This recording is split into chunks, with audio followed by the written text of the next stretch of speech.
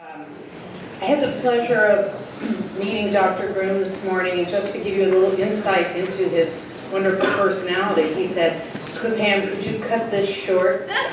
He said the next thing after my introduction will be canonization. So you get a kind of idea of his good sense of humor. But I'm going to do the whole thing anyway. Okay. Dr. Thomas Groome is a senior professor of theology and religious education at Boston College. He's the former director of BC's Church in the 21st Century Center, and for many years has directed the university's PhD in theology and education. Tom was born and grew up in County Kildare, Ireland, the youngest of 10 children. He holds an MA in religious education from Fordham University and a doctorate in theology and education from Columbia University and Union Theological Seminary.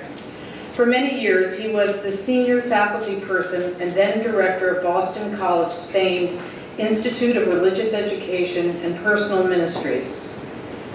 Tom is an award-winning author, having written or edited some 10 books, over 200 essays, 2 grade school catechetical curricula, and is the principal creator of the Credo series, a high school theology curriculum. His best-known major books are Christian Religious Education, Sharing Faith, Educating for Life, What Makes Us Catholic, Will There Be Faith, and most recently, Faith for the Heart. Over the past 40 years, Tom has made over 800 public presentations. I thought I had a lot, that's really something. Including at all the major North American conferences of religious educators and pastoral ministries. He has lectured widely and repeatedly throughout the world, including Australia, Canada, Ireland, England, Scotland, Korea, New Zealand, and the Caribbean, Trinidad, Taiwan, Hong Kong, China, Pakistan, Jamaica, Lithuania, Sweden, Norway, Peru, Ecuador, Germany, Holland, South Africa, and Malta. And he has appeared repeatedly on many local and national TV channels and radio programs, and is frequently quoted in the press. Dr. Groome has received many awards, including Master Teacher of the Year from Boston College School of Arts and Sciences. His lifelong position is the Catholic education from and for faith, and that our religious education enables people to bring life to faith and faith to life. Please help me welcome Professor Groome to speak.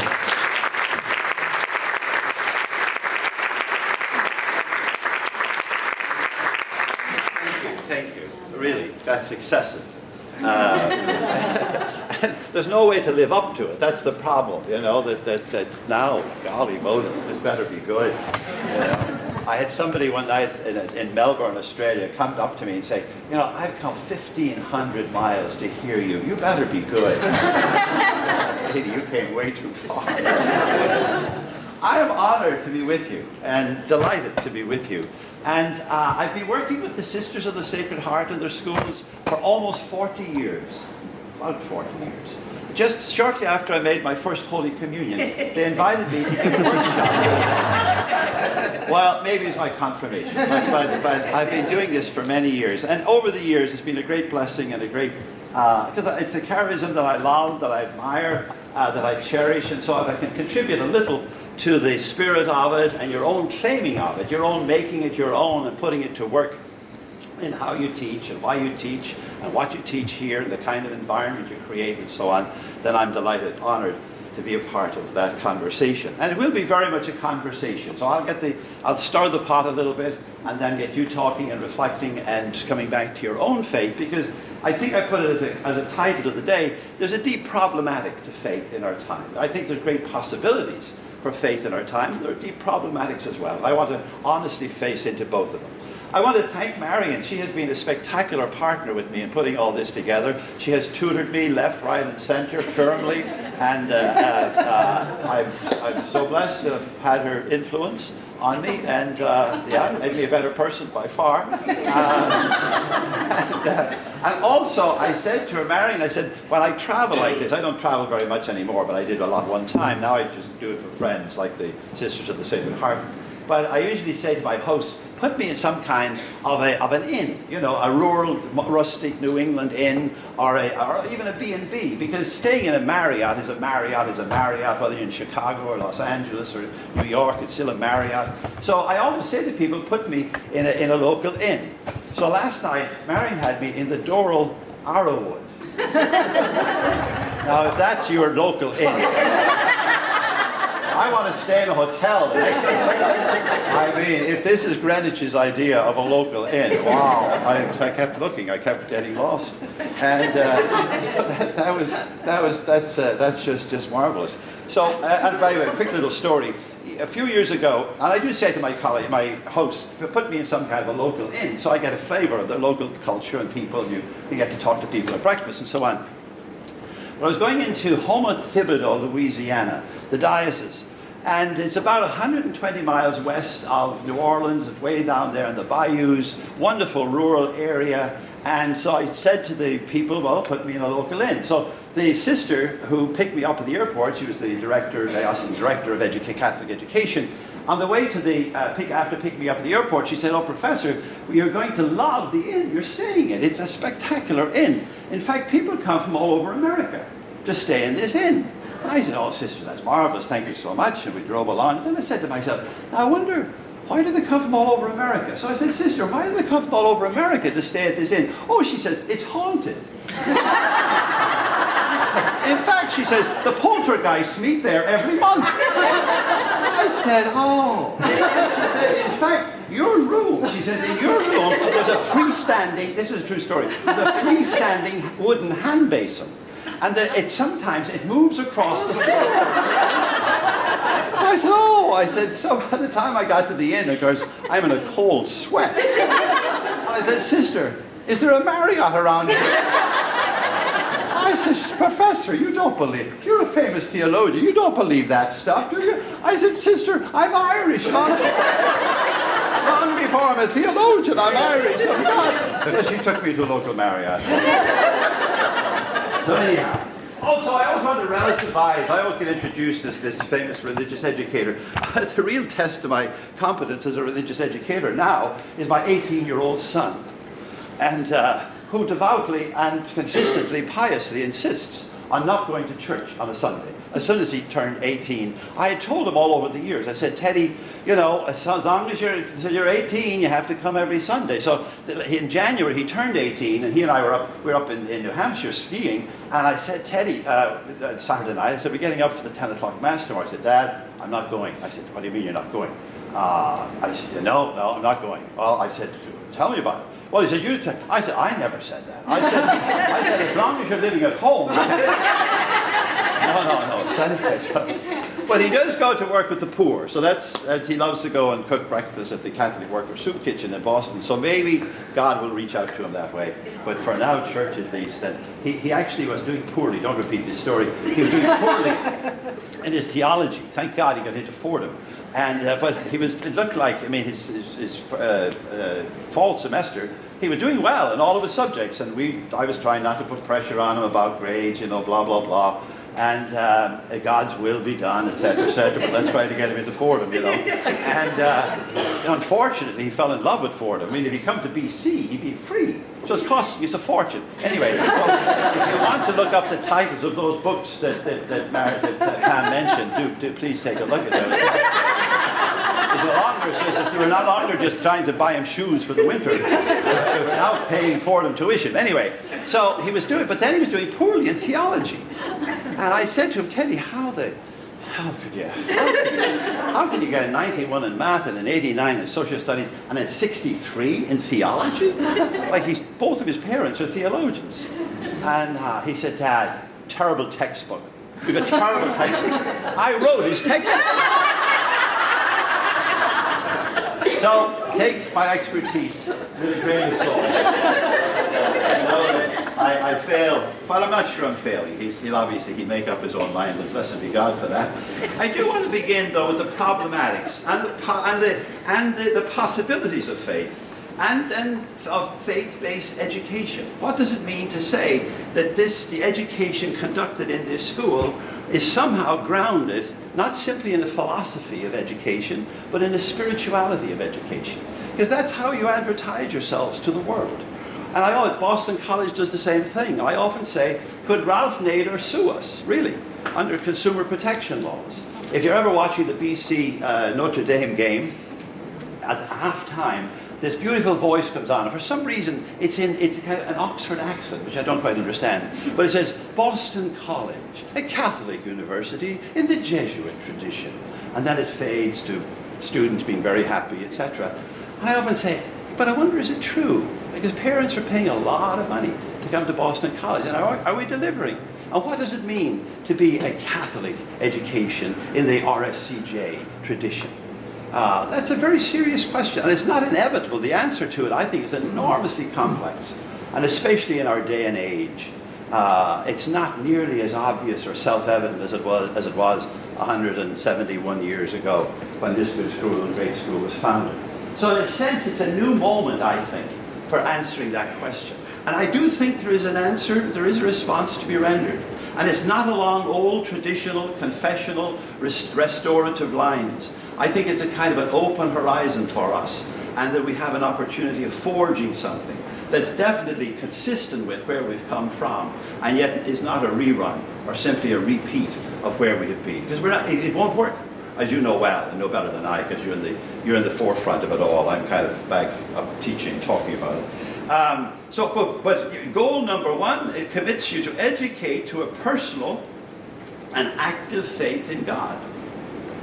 To a personal and active faith in God. Now, I'm going to propose that there's no way that you can do that and have any part or hand in that without somehow engaging your own faith, without somehow drawing upon your own spiritual resources and putting them to work in your curriculum. And by curriculum, I mean what you teach, how you teach, why you teach, where you teach, the kind of environment you create in your classroom or wherever, that inviting you to take your heart, in many ways, that's what I mean by spirituality, and putting it to work in how you go about it, even if you're not using God talk. And most of you will not use God talk. Hopefully the theology department uses a little God talk once in a while. But without a lot of God talk, I think it's imperative that we can take and put our faith to work in our vocation and in our location as educators, and especially within a great school like this. The faith is challenged, deeply challenged, and in a sense, that doesn't surprise me. There's a fascinating text. It's in Luke's Gospel, chapter 18, verse 8, where Jesus stops and says, when I come again, will there be faith? Will there be faith on earth? And the scripture scholars kind of glide over it, but I think it was a profoundly human moment in his life, similar to when he cried at the grave of his friend Lazarus. Will there be faith? And it's as if he's been rambling around the roads of Galilee for 3 years, and he's heading into Jerusalem. Chapter 19 of Luke is the entry into Jerusalem. Chapter 18, he's coming in and facing into Jerusalem, and he pauses and he says, but when I come again, will there be faith on earth? And I think it was interesting that he had the question. I think is a more intense and demanding question in our time and place than it might have been then.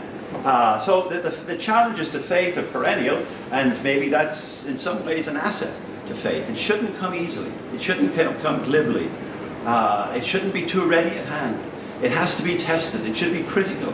It should be personally appropriated. It has to be our own faith rather than the faith of our grandparents or our parents. The purely enculturated faith won't do anymore. And many of us were enculturated in this faith. I certainly was. You couldn't possibly grow up in my Irish village and not become a Catholic, and an Irish Catholic at that. But that's no longer the case. My nieces and nephews and so on, that's not their story at all.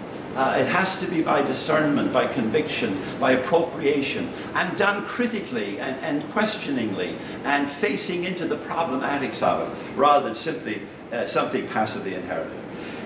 It goes without saying, a few more comments, and I'm going to engage you in this conversation, but all the sociologists now describe our age as a secular age. One of the great books of our time is Charles Taylor's book, literally called A Secular Age. It's an extraordinary text if you want to treat yourself to an analysis of our time. And it's kind of become a standard setting work. And basically, Taylor says that yes, faith is deeply, deeply problematic now. There's a falling off of religious practice, but not necessarily of faith. There's a great English sociologist, Grace Davy, that says many people now are believers without belonging.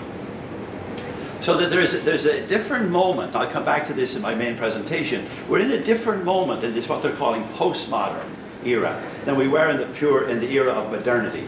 That there's much more openness now to the spiritual. Like our students who go around, at least at Boston College, say I'm a spiritual but not religious. And what they often mean is I'm listening to my heart, I'm listening to my soul, I'm recognizing myself. They might not use this language as made in the image and likeness of God, as alive with the life of God, but I don't go to church. So they're saying something, I think, significant for us, and I'm sure you have encountered this in your older students as well, that is a sign of a new moment. I'll come back to this in more detail and cite some authorities and what have you that make this claim. But a lot of us now are believers without belonging. But Taylor's point is that it's not so much the falling off of church attendance and all this kind of synagogue attendance or whatever, mosque attendance. It's not so much the falling off of overtly religious practices happening as that the whole conditions for faith have changed radically in our postmodern culture and society. And many of it is good for good reasons. It's not just a negative thing at all. It's for very good reasons. It's for progress, in a sense, in medicine, in medication, in transportation, in all kinds of fields of human enterprise, in a sense, have marginalized God, have pushed God to the edge, and of course sometimes over the edge. But as I said, it can be in all kinds of developments. Let me tell a personal story. I won't too many. I've attempted at times, but when I was about 4 at the time, turning 5. I barely remember this, but I have faint memories of it. I developed pneumonia. It was a winter's night on an Irish farm, about 10 miles from the nearest doctor. My dad was away, and he was a local politician. He was off in the Dáil in Dublin. My mom was home alone. Even if she had the car, she didn't know how to drive. We had no phone at that time in rural Ireland. This is 60 years ago, a little more, 3 years ago. And there was no guarantee that getting to a doctor would save me. They had already lost a little girl to pneumonia. So on a winter's night in an Irish farm 60 years ago, pneumonia was a real crisis. So what did my mom do? Well, she did what she knew best how to do. She knelt down and she told the story 1,000 times afterwards. In a sense, it became a significant faith story in my life. She told the story as she said, well, I knelt down beside your bed and I told God that I wasn't going to leave there until your fever broke. And she said, you fell asleep and I fell asleep and you woke up talking to me and I woke up speaking for herself. And she said, your fever had broken. Now she says, I know that was a miracle. Now I don't know, one way or the other. Was it a miracle? The point I want to make is, her grandchildren would never do what their grandmother did. Or at least, well, of the 29 of them, maybe there's one that might do something like what her granny did, but that'd be it. Do you know what they do instead? They'd pop the kid in the SUV, and they'd be in the village in 10 minutes, and the kid would get a course of penicillin or whatever, and would be running around in a couple of days. So we don't need God the way we used to. And you can go on with examples from your own life that, in a sense, we're doing fine. Taylor calls it an exclusive humanism, that basically our society offers people another alternative, and a very viable alternative, a very worthy alternative to faith. He calls it exclusive humanism. It's exclusive in the sense that it excludes any reference to the transcendent, to God, and in a sense becomes self-sufficient. And the quest for authenticity and for personal authenticity and to be my best and truest self and so on. That's very valid aspiration of our contemporary world. But it's done with the pure agency of myself, with no help from anything, anyone other than my own efforts, as it were. it can become a very empty kind of struggle. We'll come back to it, the disadvantages of it. But I want to make the point that it's not for bad reasons that people have moved away from faith. And of course, I don't want to go down this road, because we could spend all day and just depress the heck out of us. But in a sense, when we turn to my church, my Catholic church, the scandals and the inconsistencies and the betrayal of our gospel faith, and the dreadful crimes that have been committed in the name of this church are just so off-putting, so discouraging, so destructive of people's faith. People, I was in Australia not too long ago, I met many people that came up to me after a workshop like this and said, I'm kind of embarrassed to even say that I'm Catholic. Now, God love us all. What a sad day. This 2,000-year tradition that in many ways has shaped the life of the world in powerful, life-giving ways. But to see it brought so low and to be betrayed so blatantly is just a dreadful deterrent. I mean, you have to hold your nose, really, if you want to stay with it. We can say about all the goodness and all the things it has achieved in great schools like this, founded out of the heart, out of the sacred heart of God. But the counter evidence is so, and issues that we're refusing to address, issues that I'm sure you come across all the time in a women's school. I mean, the exclusion of women from real leadership in our church. And the key, of course, to real leadership in our church has always been ordination. So therefore, to exclude them from ordination is de facto, to effectively, largely, not totally, of course, I'm exaggerating slightly, but it's very difficult for women to rise to leadership positions and so on. And the lack of welcome for LGBTQ people is a crisis for us, because we're realizing now that so much of our posture on that issue has been based on faulty medicine. We've made it sound as if this was some kind of choice that people were making, being perverts to the human condition, blah, blah, blah. And it's not true at all. That whatever, 8-10% of our population are born this way. Theologically, we say they're made, God makes them in God's image and likeness this way. And yet when will our church truly address that type of issue with the kind of openness, the kind of welcome, hospitality, and inclusion that I think is imperative? So you can go on and on about the problematics of faith in our time, and maybe I've said enough to get you thinking about it. Because I will propose to you that yes, challenging it is, but also it could be an opportunity. It could be an opportunity, as I said earlier, for a chosen faith, for a faith that comes by conviction, for a deepened faith. It may not necessarily be a Catholic faith, but it can ground.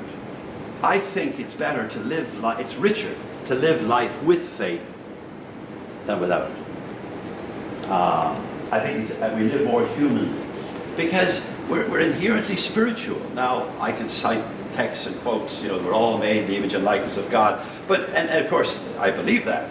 But in a sense, there is something deeply spiritual about the human condition. And when we neglect it, or suppress it, or exclude it, I think we're doing ourselves a disservice, that we're living less humanly. We're living less than our potential if we don't tend to our souls, if we don't care for our souls, and enable others to do likewise. Let me bring you into the conversation. I'm sorry that took so long. I should have been here about 5 minutes ago. Take your pen and paper, or your pen and notebook. Thank you, Marion, for this lovely notebook. Let's use our notebook. Does everybody have one? Because we have them up here. Did everybody have a notebook and a lovely pen? I stole one already.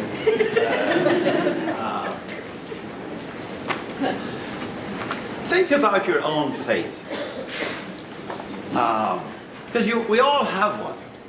We all have a God. James Fowler, a great developmental researcher on the stages of faith development, many years ago, when he was doing his research, he was amazed to find that everybody he talked to had some kind of a God, some kind of a center of value or commitment that, in a sense, organized their lives. And it could be their job, it could be their family, it could be their kids, it could be, but every one of us have some center of value that shapes our being in the world and how we go about being in the world. And so in a sense, I think faith of some kind or other is in many ways a universal. How would you name your own faith? If somebody said to you on the subway or whatever, tell me about your faith. How would you respond? How would you talk about it? Would you, in a sense, I'm asking, who is your God? Who is the God of your life that, in a sense, centers your faith? Think about that for a moment. Take a note from yourself. And if nothing emerges in response to that question, if you need more time, I'll have another question for you in a moment. But struggle with it. See what emerges. How would you name your own faith? The foundation of your life.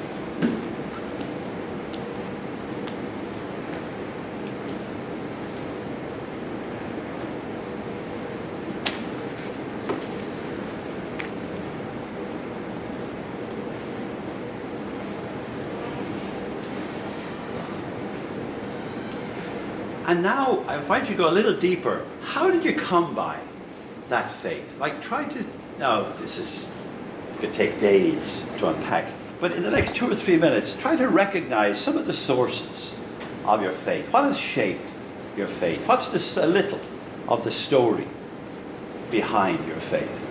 And it could be a person, an experience, it could be all kinds of things. But without being exhaustive at all and only suggestive, think about the sources, how you come by the faith you have. Where'd you get it? How do you keep it?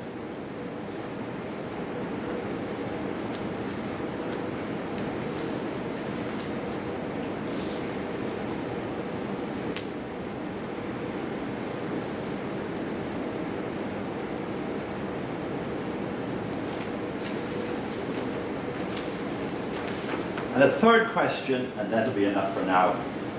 Imagine as you put your faith to work in how you teach or how you help administer and run this school if you're a staff person.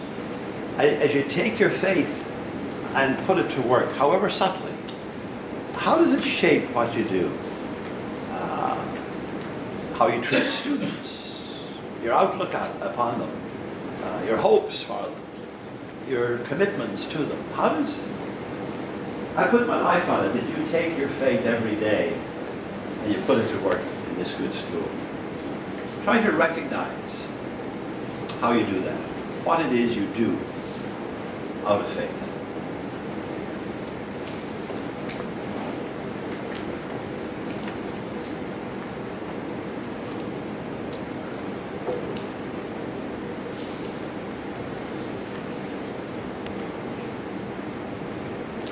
Now, what I'd like to invite you to do is to turn to a neighbor, any old neighbor. Two is enough. You can work in twos. If you're more comfortable working in threes, you can work in threes. And be gentle and good to yourself. If you don't feel like talking, then don't bother, okay? But I bet your neighbor will want to talk. The neighbor always has something. This has never failed me yet. The neighbor will always. So don't feel free to stay quiet or just listen. Just say, huh? To the neighbor, they'll start talking. So we'll take about 5 minutes. See what emerged for you from my questions that seems significant, that you'd like to articulate, perhaps put into words and share with the neighbor. All right, go to work. 5 minutes and we'll regather. I'd love to hear just a sampling, a little of what occurred to you by way, and some of this is very personal, so I don't mean in any way to be invasive of people's privacy, but if you can help us to name your faith and maybe how you put it to work or something that occurred to you, or feel free to volunteer your neighbor either. Or cite your neighbor, quote your neighbor. So let's hear a little sampling of the wisdom that is already among you. Who would give us a word? A gift? Yourself. I'm going to out my neighbor here. Okay. She says it's who she is. That's what her faith is. It's Okay. who she is. Okay. And everything that she does emanates from that. And whoever she is always being Is grounded in faith. grounded in her faith. Marvelous, marvelous. Many echo that kind of sentiment. Yeah, there's a lot of hands around. Another gift? Yourself. Well, we both Maybe, felt that- I'm sorry, maybe stand as loudly as possible. Just We both felt that the message was such a positive message, a Christian message. You know, this idea of love and selflessness, thinking of your neighbor, going beyond, was just a very positive influence in our lives. That's one of the most important things you'll hear here today. It's such a positive. I mean, the whole tradition. I mean, as Christians, we're crazy people. We actually claim that our God became one of ourselves in this Jesus of Nazareth. Now, isn't that ridiculous? And yet, what an extraordinary affirmation of the human condition. Our God couldn't possibly become one of ourselves if we were inherently sinful or evil or vile or all the other things that other traditions have said about us. That we're basically a mass of peccati, a mass of sin, Calvin. He couldn't possibly. What an affirmation of the human condition and of the potential of this human condition. And all this stuff that we're made in the image and likeness of God, and our God became one of ourselves. I mean, it's extraordinarily positive. That there's no way. I mean, if you want to set out the two great theological debates that run around this issue, that run through Christian history, are we sinners in the hands of an angry God, Jonathan Edwards, or are we good people in the hands of a loving God, Karl Rahner? You have to come down here. Or you're not in this tradition. You can choose otherwise. But I mean, at its best, it can be an extraordinarily affirming. And then, of course, the potential that gives us. And the kind of confidence we have in the gifts that young people have and how to develop them and enlarge them. Because they're reaching into infinity. They're reaching into an ultimate horizon, as Rahner would say, that we call God. So it can be a powerfully positive source, the like of which I've never found elsewhere, which isn't in any way to negate other traditions, but certainly. And then we both also agreed that it was very powerful in the classroom, that if you hit a wall, all you have to do is go positive with the student, and it will come around. Yeah. It's just so useful to put that in your mindset as a teacher, because the frustration, obviously, it happens at times, but you start with a compliment. Go positive. And you just go there. Go positive. And again, see, I can quote all kinds of theological texts. Thomas Aquinas, Augustine, Julian of Norwich, Elizabeth Johnson, that say the very same thing. Basically, Catholicism has always had a positive anthropology. Now, have we always preached it? Have we lived up to it? We have often honored it more in the breach than the observance. But an inherently positive anthropology, that we're basically good people. We're not sinners in the hands of an angry God. We're basically good people. Now that shapes how you would educate, I think, powerfully. I remember the first time that my beloved Teddy stole something, $5 from my wallet. And I asked him about it. He was about 7 at the time. And I asked him about it. I first was so angry at the guy for stealing, going into my wallet, and now I can't leave it hanging around to hide my wallet. Oh my God, we're raising a thief. But I remember catching myself at the last minute. Instead of saying to him, Teddy, you're a 7-year-old and already you're a thief. Instead, I drew upon my own Catholic anthropology. I said, Teddy, you're not a thief. So why are you stealing? And I don't believe you are a thief. And I think if you ever did steal something, then you'd probably put it back. And then I left the room. I went back to being an Irish Catholic. I said 3 Hail Marys. And he put back the money. But it's a very different anthropology to put to work. You're not a thief. So why are you stealing? Now you still hold them responsible. This is not a Pollyannish naivete about the human condition. You hold people responsible. And yet, this should permeate something like discipline in this school. The discipline of this school should be restorative rather than just punitive. I'm sure it is. A lot of this is, I'm singing for the choir, I know that. Or carrying coals to Newcastle or whatever. But a lot of the discipline of this school should be restorative if you are grounded in this faith. Give me a couple more. I'm talking to myself. How about this side of the house? A gift from over here. There's a hand. Here we got a hand right over there. And here's a hand over here. Oh, look at yourself. Would you mind? Oh, okay. Maybe good and loudly if you could. Okay, I can project. I said I have faith in humanity and the connection amongst all creation. Good for you. Isn't that lovely? And the connection of all creation and our responsibility. Oh, so imperative, so urgent. Great. The hand over here, one more. Pam, would you volunteer somebody? No, I'm kidding. there's a hand back of the house, back of the church. I just mentioned I feel like the gifts, I guess you'd say, I can classify it as friends from God, people I believe that have been put in my path specifically from God to help me along my own faith journey. Wonderful. A gift to your life. As you're a gift to them, they'll be a gift to your life as well. Let me push on a little bit. Let me talk a little bit about what I think are signs of hope for faith. Thomas Aquinas said that faith leads to hope, which leads to love, which leads back to love, which leads back to faith. That these three great virtues are circular and symbiotic to each other. But he always thought that faith is the starting point. And I think for our era, I think we have to start with hope. Is there hope for faith?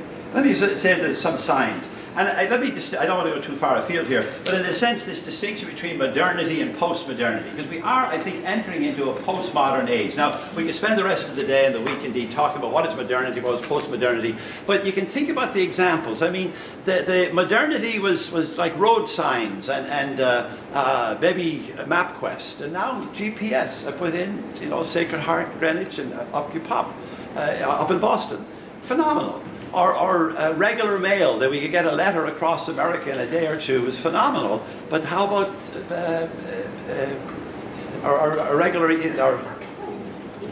our email that is across America in a second or two? So these shifts that have happened, it's from modernity to post-modernity, but those developments and shifts bring development, being a shift of attitude as well. Now, I don't want to go too far down. If you want to read a great book about this, I said Taylor is about the best person to read on it, Charles Taylor. But in a sense, we are shifting, and there's at least some of the sociologists and the research are beginning to indicate that the whole the post-modernity has more potential for faith than modernity had. In many ways, modernity just presumed that when you got a bit of education, you would give up on faith. That the Enlightenment, that you'd recognize that faith is simply the superstition of your grandmother, and that you're better off without it. Now, there's a whole assumption, and all of the great architects of modernity had that assumption. Marx, Freud, Nietzsche, Hegel in many ways, that you'd simply, with a bit of education, you'd stop believing in those kind of superstitions. Now that the whole attitude is, no, that's not true at all. There's a deep sense in which both belief and unbelief, faith and non-faith are on equal ground. That neither one is any more rational and neither one is any more scientific than the other. And that in fact there's a great deal, both are challenged, both the belief and unbelief are deeply challenged. And it's not as if one is reasonable and rational and has figured it all out and the other is still believing in superstitions that should have been done away with. It hasn't happened. I mean, modernity thought that the Enlightenment would do away with faith, yet 85% of the world still has some kind of faith. So in other words, faith goes on, even though the demise of it was clearly predicted. The sociologists are saying to us now that we have a choice that we've never had as clearly before of either an immanent or a transcendent posture toward life. The immanent posture is that this is all there is. Eat, drink, and be merry. Make the most of it. Take care of yourself. Do well. Succeed. It's all up to you. Take care of yourself and live as best you can. Don't as long as you don't hurt other people. This kind of ethic. That basically it's a purely immanent frame of reference. There's increasing all kinds of research beginning to show that people are just the blandness of that the kind of what is Taylor calls it the terrible flatness. There's a terrible flatness to the purely immanent frame, and that people are turning increasingly toward the more transcendent perspective. Now, how do we talk about that? Well, Rahner would say it's that sense that there is some kind of ultimate horizon to our lives. Christians call it God, and Christians believe that it's actually a God of unconditional love, a God who loves us as a loving parent. Whether we deserve it, earn it, or not at all, I can't do anything in my life that will cause God to stop loving me. That this is what we think is the horizon of our life, from which we come and to which we are to return home. That we come forth from God in order to return home to this source of our being. And that along the way, we have the presence of God, we have the help of God, which we call a grace, that it doesn't all depend upon our own efforts and our...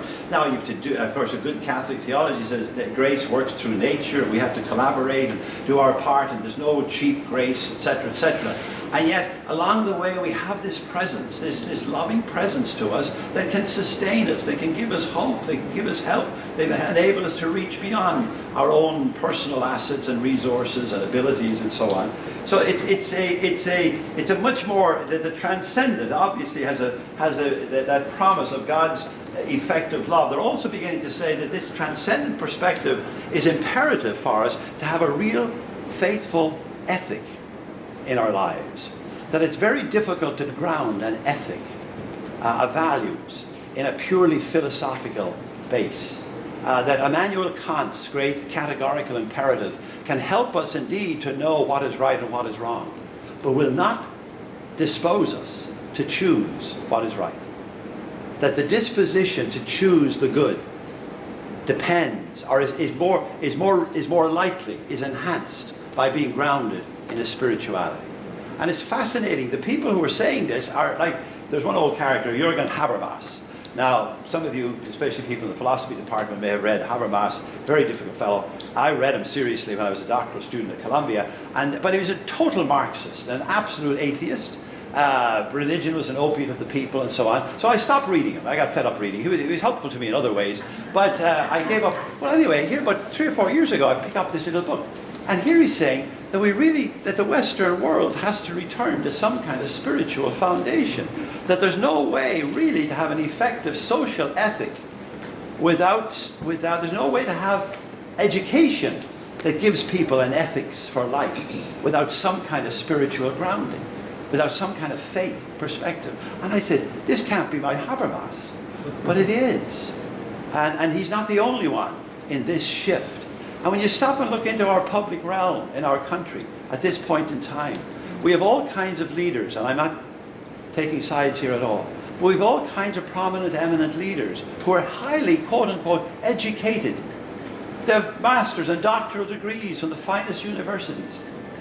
But they apparently have no moral compass, have no sense of what is right and what is wrong. And if they do, they don't choose accordingly.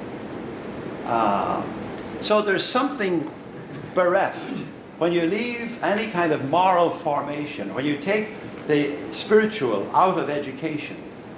At least some of the sociologists are beginning to say that then you're also taking away the ethic and the opportunity to form people in a life-giving ethic for themselves and for the life of the world.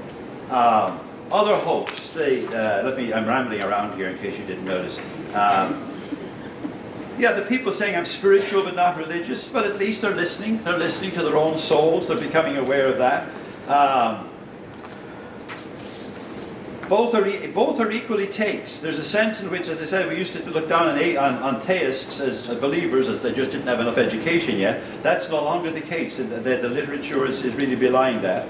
Habermas and these people are saying that a well-reasoned faith, a faith that is critical, that is personally appropriated, that one sees for oneself and makes one's own, that can be a powerful source of personal ethic, but of social ethic as well. It also that a spiritual perspective can lend a more holistic epistemology, a broader way of knowing than the purely rational. Because in a sense, the spiritual invites us into the experiential, because the experiential is the basis and the source of the mystical in our lives. And when you get young people to stand back and look at life deeply with a certain kind of mystic, looking at their own, by observation alone, it can begin to encourage in them a certain kind of a mystical perspective. If I could, again, another story. I was a boys' boarding school in Dublin. There was no high school in my Irish village, so to go to high school, you had to go away to school. It was a very tough, difficult boys' boarding school, very demanding and cruel in many ways. But we had one old teacher there, Big Din Burke. And Big Din, we never called him that, of course. Do you have nicknames? I wonder if the students have nicknames for you, because we had nicknames for everyone. Some of them flattering, some not so flattering. But Big Din Burke was a terrible religion teacher. He was an amazing science teacher.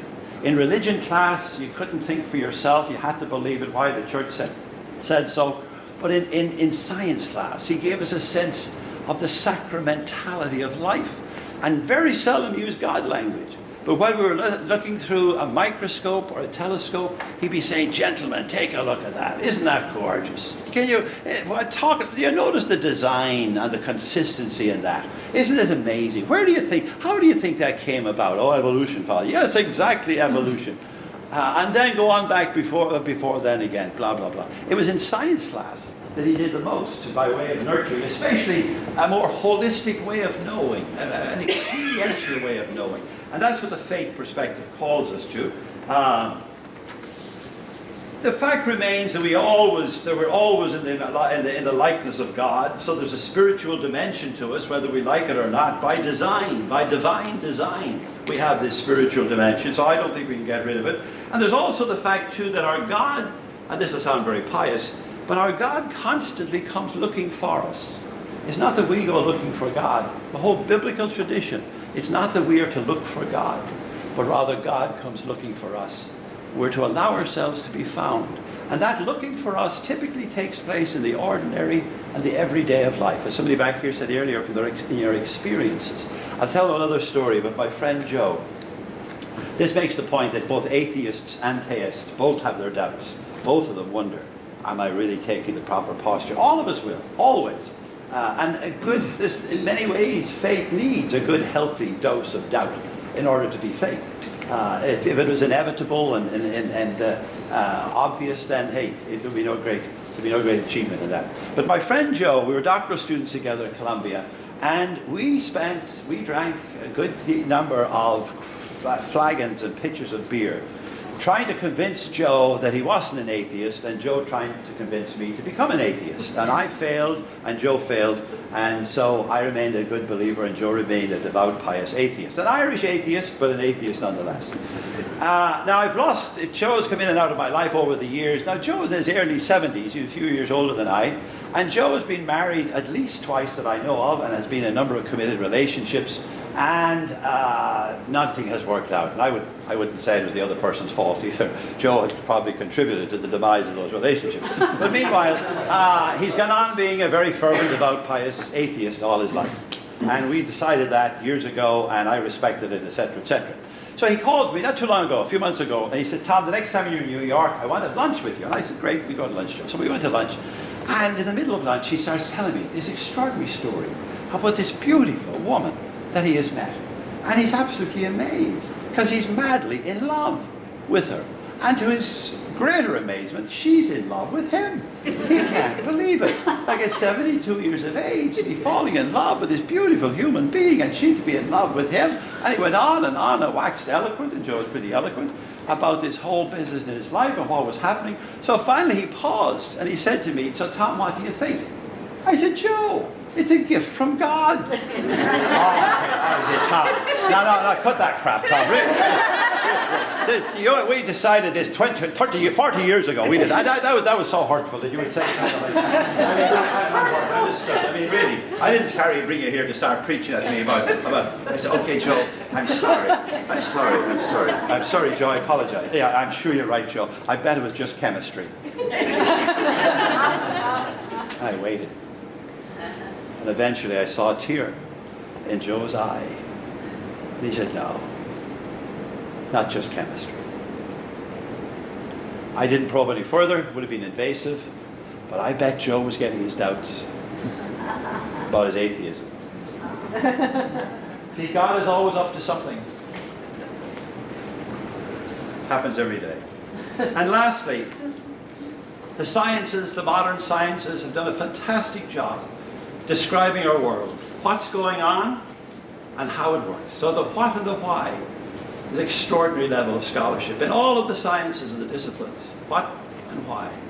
Or sorry, what and how. I'm sorry, what is going on and how is going on. But why? We've balked at the why.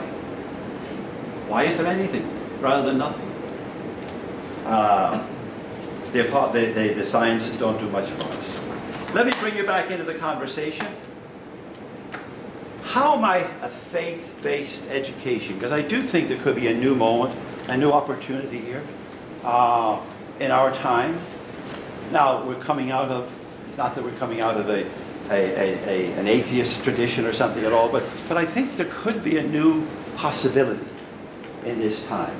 And especially for faith-based education. Now, you know how biased I am. I think the world was never more in need of faith-based education than it is today. And I think the destruction of our world, I think, to be inflated here, is almost inevitable without some kind of a grounding in faith. Now, but that's my bias and passion. How about yours? How might faith, take a note from yourself of this question, how might a faith-based education, like what you offer here, how might it enrich the lives of postmodern students? Just for a moment, recognize what might it bring to their life that wouldn't have been there otherwise. What would it give them? What would it lend them? What would be the gift? Now, the gift, as we say, is by God's grace, but God's grace always uses human instruments. In other words, you can be an instrument of God's grace in people's lives. That's what you are, in many ways, instruments of God's grace. How would you put that to work? How would it enrich those lives?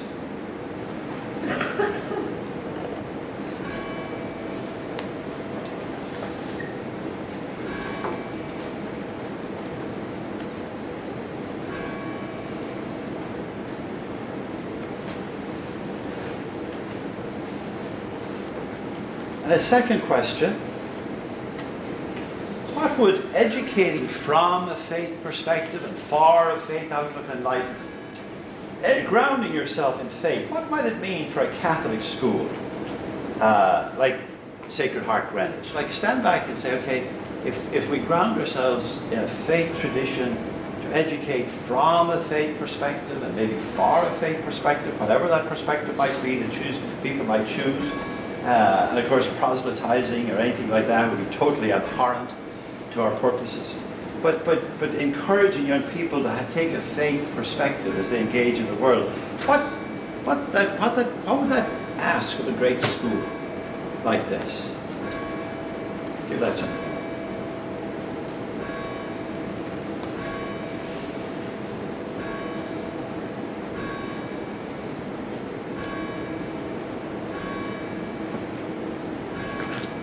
And what might it ask of your own vocation?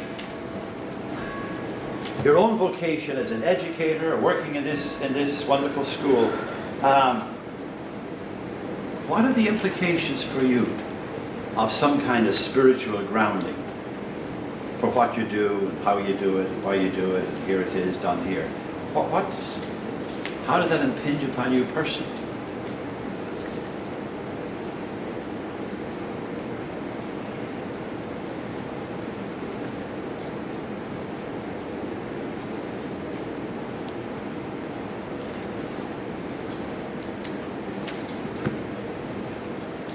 Can I invite you back to the neighbour? If you're, the Marian gave us an hour and a half, so I'm conscious of you being sitting a while. Why don't you stand for this conversation? And of course, if you stand, ask your neighbour to stand. But for the next 3 or 4 minutes, have a leg break, have a leg stretch, and but do a chat with the neighbour and see how the neighbour is thinking about these good questions. Thank you for a lovely lunch, for a good company at lunch, and how blessed you are to have such a fine lunch every day. It's just amazing that I could teach here just for the lunch. And it's lovely to connect with people in all kinds of ways. A comment I made earlier might have confused people. I said something to the effect that Nazism was reasonable. Of course it was not reasonable.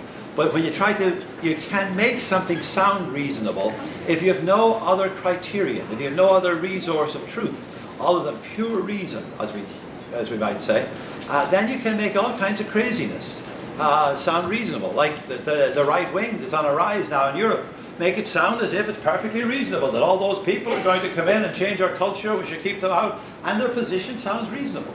But it's not reasonable at all when you've submitted to the criterion of a higher ethic.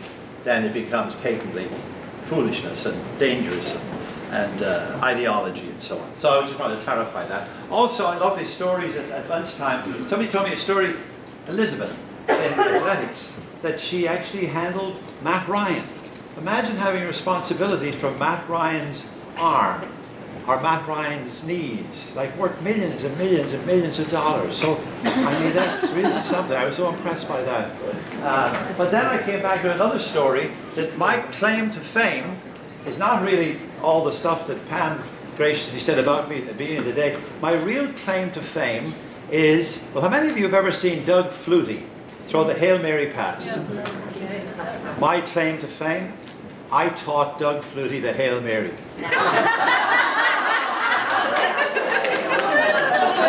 It's a little bit true. I had him, but he took both of his theology courses with me at Boston College when he was fulfilling his theology core. We became good friends. So every time I see that Hail Mary pass, I say, taught him the Hail Mary. Anyway, it's a bit of a stretch. Well, look, we'll tell a few stories because I find that this is the time of day when I get the most agreement from people. I've even had people agree with me permanently.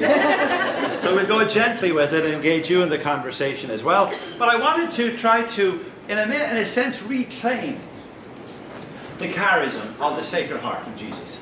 And by reclaim, I mean to go back and see it anew, not to regress, or not to go backwards or do the same old, but is there a way to reclaim it and in a sense see something in it that perhaps has not been seen before?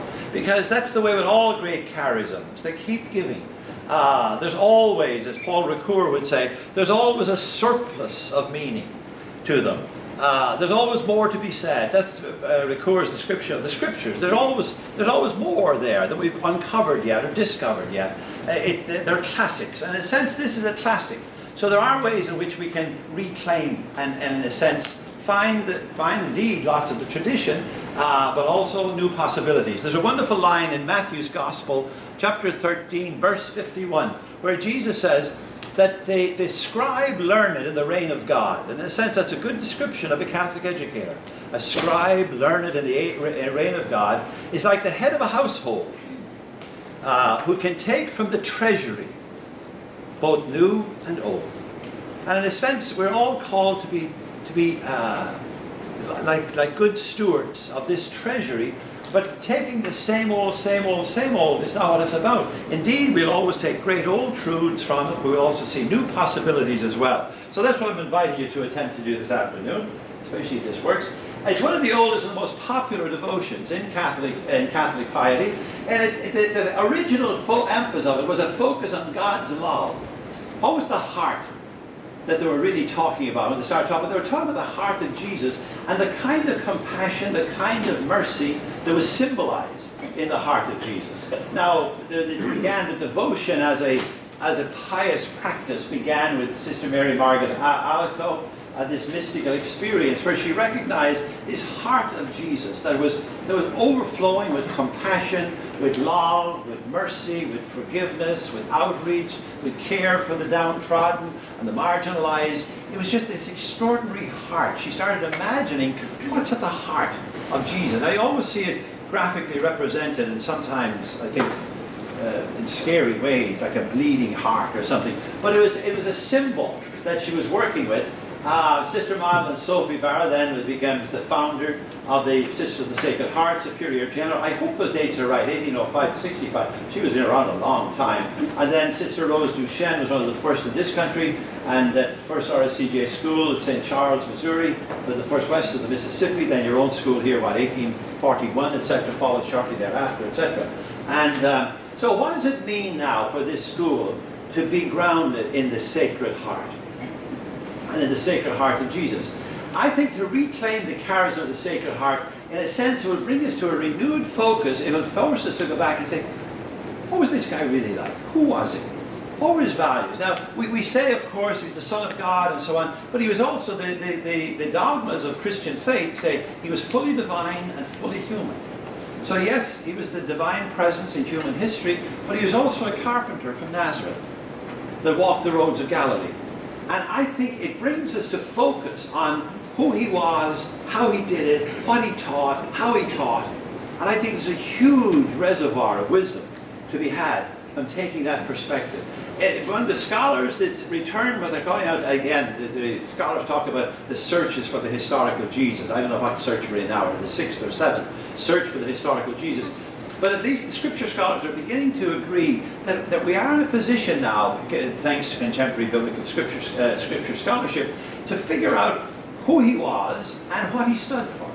And what were the core values of his life that we can, and especially the core values of his life in his social cultural context, which often made them all the more extraordinary and amazing, because he was very often pulling against the tide, and pulling against the culture, pulling against the powers, both the spiritual and the religious powers. I mean, it was dead. It was for sure, really. When you stand back and look at his historical life, what he preached, what he said, how he said it, it was odds on that this fellow was not going to die in bed.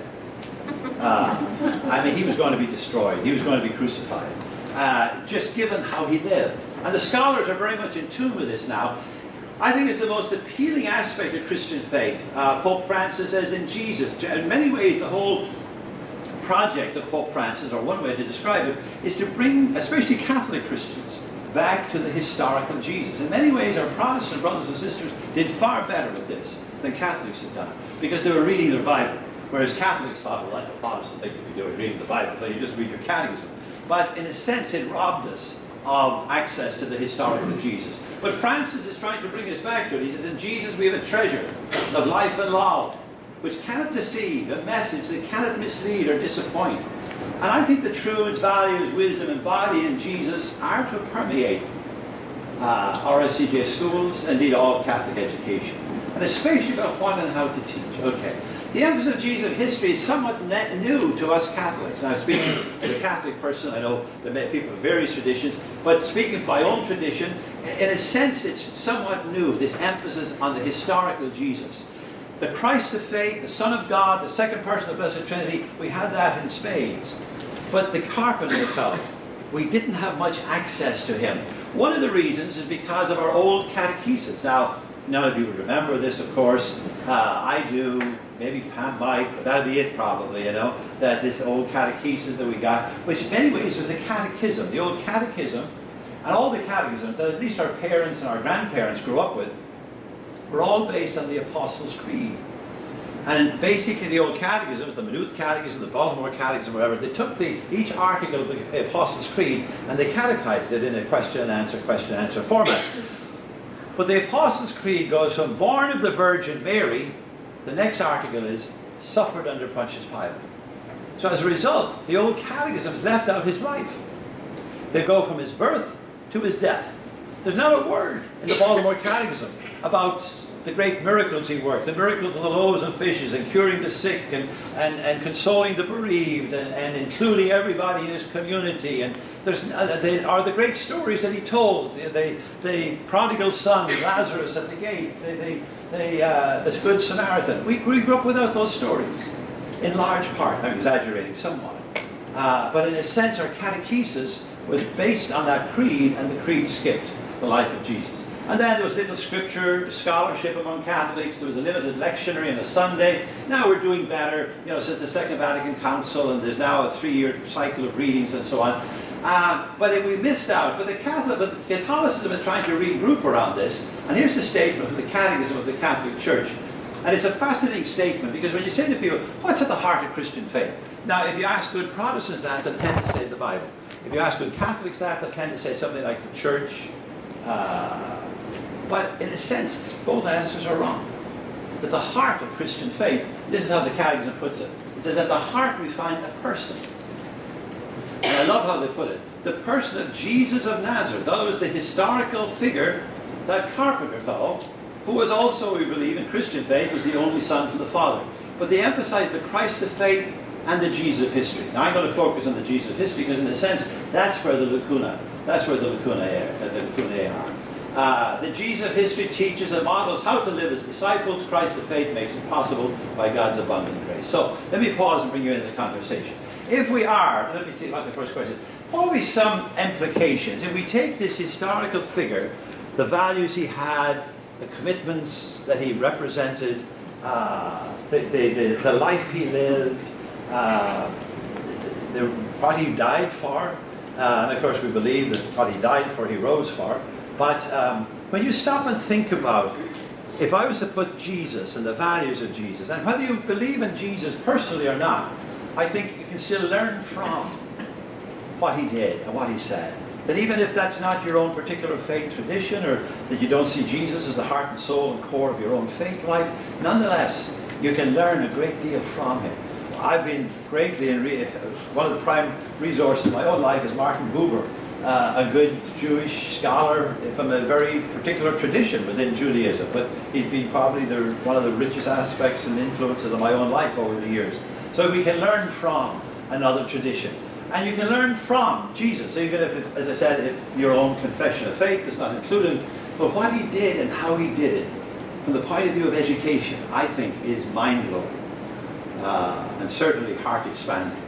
Name some implications if the heart of Jesus was to be the heart of a school. How would it distinguish the curriculum? Just stop and think about that for a moment.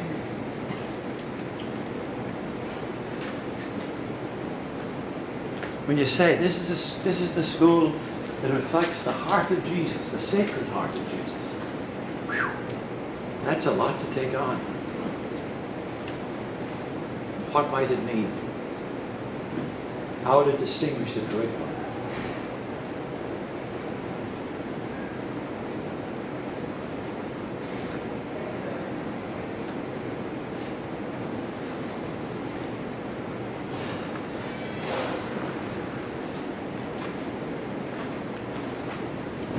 What is your own imaging of Jesus, the teacher? As I said, he was referred to as teaching 150 different times. We're going to look at how he taught. We're going to look a little bit at what he taught, but how he taught as well. So I think there's something to learn from both. But what was your own image of what and how he taught? What's the first thing that comes to mind?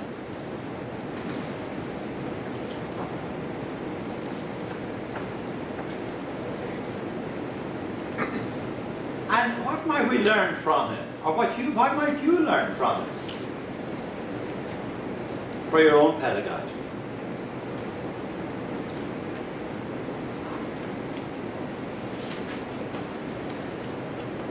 Let me invite you to the neighbor, have a little chat. 3 minutes, 5 minutes maybe. See what the neighbor is thinking, if they're still alive and well and awake. Anyhow, what were some of the thoughts you had in response to my questions? If we take this Jesus fellow seriously, what might he do for our teaching, for our educating? Yourself, thank you. I'm going to speak for all three of us because I talk a lot.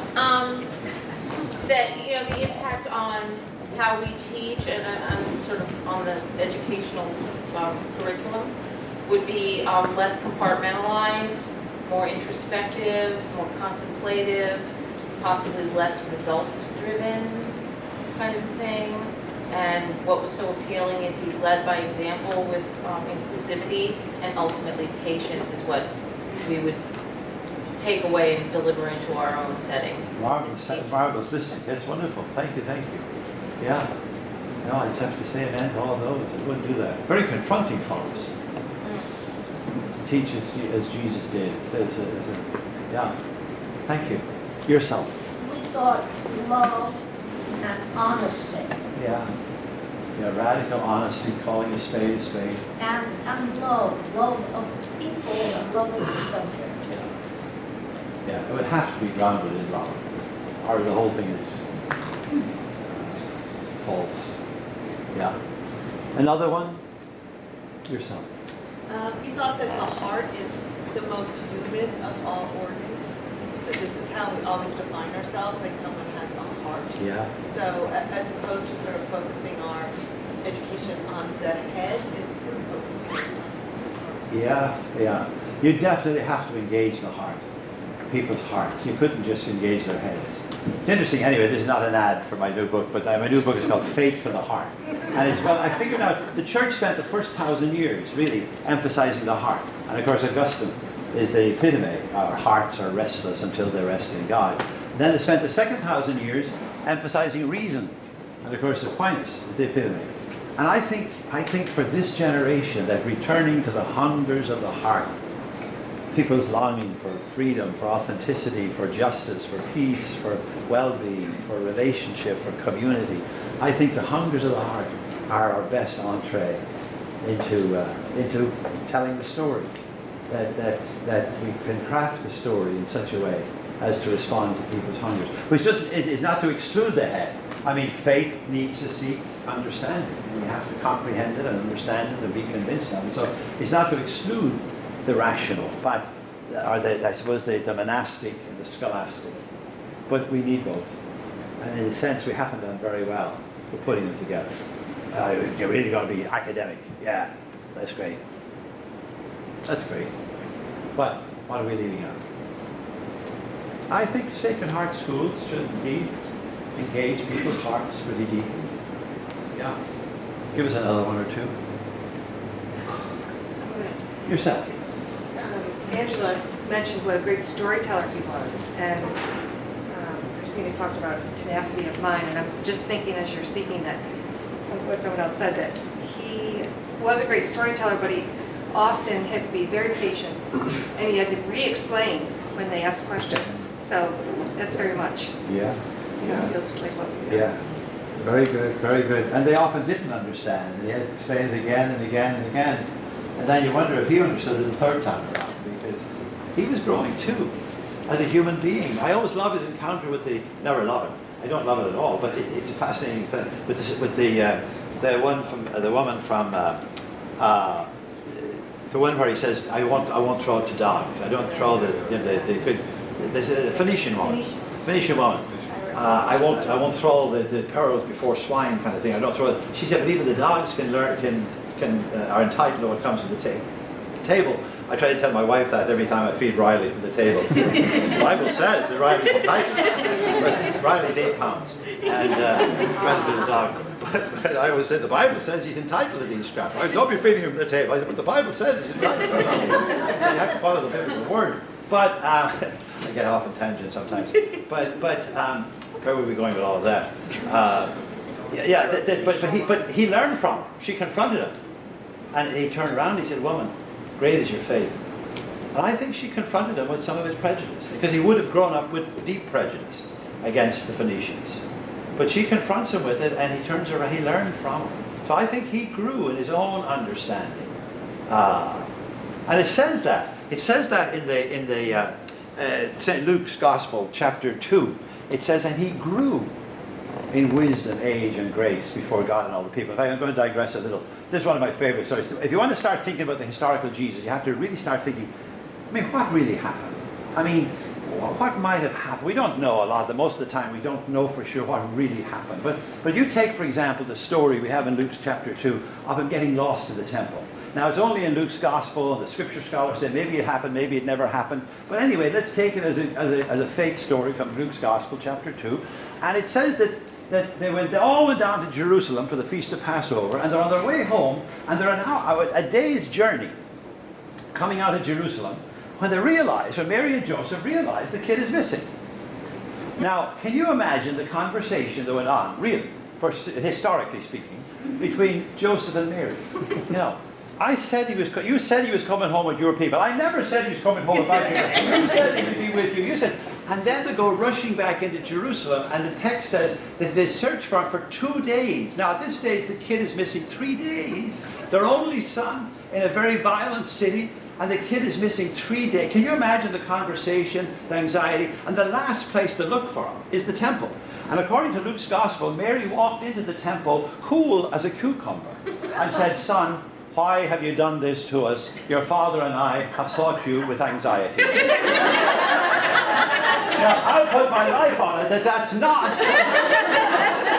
Only, can't you imagine Mary charging into the temple, which she never should have done, a woman going into the sacred precincts, scooping him up in her arms, smothering him in hugs and kisses. Oh my God, are you all right? Anybody touch you? Oh my God, have you had to eat? Oh my God, Joseph, give him a hug. Oh my God, I'm worried sick about you. Oh my God. Oh, what happened? Where were you? And then I think he makes a kind of a 12-year-old boy remark. He says, Mom, you should have known where to look for me. Now, the gospel does not tell us what happened next. What it says is, and he went down to Nazareth with them and was obedient to them. I bet he was. That poor lad didn't leave home again till he was 30 years old. And then it says, and he grew. He grew in wisdom, age, and grace before God and all the people. He grew. He had to grow. He had to be grown. And who grew him? Mary, Joseph. There must have been a tremendous love relationship between Mary and Joseph. For him to have the kind of crazy, I'm speaking metaphorically, understanding of love. Did you love even enemies? You go the extra mile. You do good to those who hate you. I mean, there must have been an extraordinary relationship that they modeled. For him to have that understanding, that radical love. So when you begin to think about it historically, it enhances the image so much when we begin to think historically about it. Okay, let me take one more, and then we're going to another thought you had about yourself over there. Thank you. Kind of going off what you said about radical love, I think also righteous anger and a sense of social justice and wanting to do unto others as you have done to you, help everybody in the community. So absolutely. That would be something that James would bring. Indeed, indeed. Hey, I've skipped a bunch of stuff because I want to get to a slightly different topic that came up at lunchtime at the end of the afternoon. I wouldn't have time if I didn't. But I'm going to lay out 5 core commitments that were, and in many ways, it doesn't exhaust his public ministry, but in particular for education and what they might mean for education is why I choose these 5 characteristics of his preaching, his teaching, and how he went about it. One was that the whole central theme of his gospel, and all the scholars agree with this, is that the coming of God's reign, and that now is the time of fulfillment. Now this reign of God, this basileia theo, was God's vision, it's God's hope, God's dream for God's creation, for peace, for justice, for fullness of life for all. And it's to be done on earth the way it's done in heaven. As his concern was for earth as much as for heaven.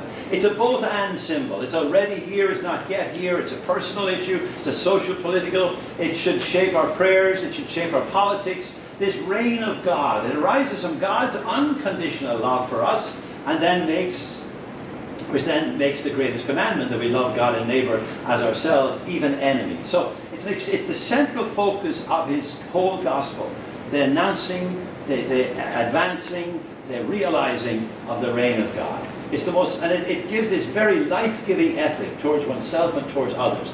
Now, if you bring it into, what would God's reign mean for a Catholic school? Obviously, it would encourage students, and you can add to this. I'm already ready to add what I've said, what I prepared this a few months or so ago. But it would encourage a student to kind of a transcendent faith outlook on life, to attempt at least to place God or some ultimate horizon, as a source of effective love, grace we call it, at the center of their lives.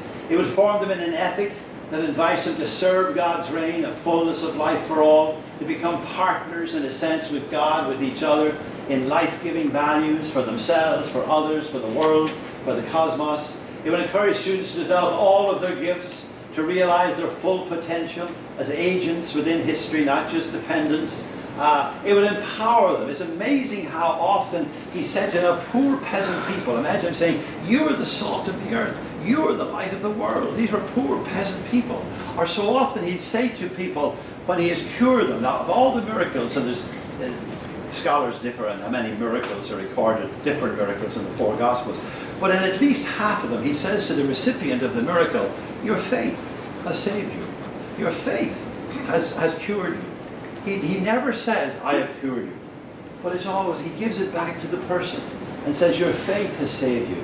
You are the salt of the earth. Tremendously affirming of the potential and possibility of people.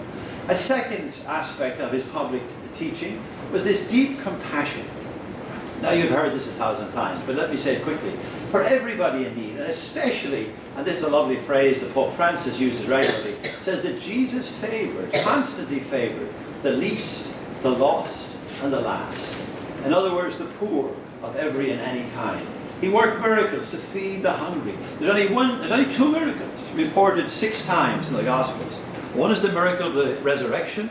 The other is the miracle of the loaves and fishes. It's in all 4 Gospels, and then twice in Matthew, twice in Mark. Now, the details vary a little, but it must have been a central aspect of his public ministry to get reported 6 different times in the Scriptures. That this feeding hungry people, working miracles, to cure the sick, to comfort the suffering, to expel evil. And when he did those acts of compassion, he also restored people back into the self-esteem and their belonging within their social status. He returned them, because to be sick was not only a physical ailment, but it also became a social opprobrium, that they were looked down upon, they were excluded. And sometimes it was because they didn't want to catch whatever the sick person, especially people with leprosy and things like that. So when he not only cured sick and suffering people, but returned them to their social status. Claimed to fulfill Isaiah, the most radical text you'll find in the Hebrew Scriptures. Walter Brueggemann, a great Old Testament scholar, is what he calls it. It's in Isaiah 61 verse 1, and it runs on into verse 2. And it was the text he chooses in Luke chapter 4 to launch his public ministry. That the Spirit of God is upon me and has anointed me to bring good news to the poor, liberty to captives, sight to the blind, to let the oppressed go free, to proclaim God's year of Jubilee. And he claims then, in Luke at least, that he says, today this text is fulfilled in your hearing. It was the most radical text. And when you look at that report in Luke chapter 4, verses 16 and the following, it says he looked for. It says, well, the typical translation is he found the text of Isaiah. Well, the Greek verb there is heurisko, which means he actually looked for it. He went searching for that text and chose it as the way to launch his own public ministry. He made clear that we'll be judged in the end, not by whether we go to church regularly, but I was hungry. He gave me to eat. Whether we live the same way. And in a sense, he increased the demands of living our faith, but he also increased the possibility of mercy for sinners. That God seeks mercy, not sacrifice. That whole emphasis on compassion, on mercy, just runs all through his public ministry. And that sense that, in a sense, when we are before the judgment seat of God, God will not say to us, there was a hungry person one time and you fed them. But God will say, I was hungry. He gave me to eat. I was thirsty. He gave me to drink. I was an immigrant. And you're welcome. That'll be a tough one for our era, I think. But it has to be found in the breadline, in a sense. Compassion. What would compassion mean for a Catholic school? It would honor and promote the dignity, the selfless. Now you can do as much imagining of this as I can.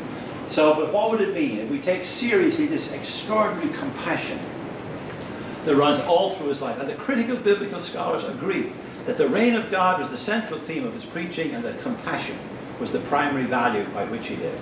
And as I said, these critical biblical scholars don't agree on very much, but they agree on that compassion was central to his whole public ministry. We would obviously attempt to, as you do so well already, so as I said this morning, I'm carrying coals to Newcastle, I know that. It would honor and promote the dignity, the self-esteem of every person. Nobody should be excluded, nobody should be put down.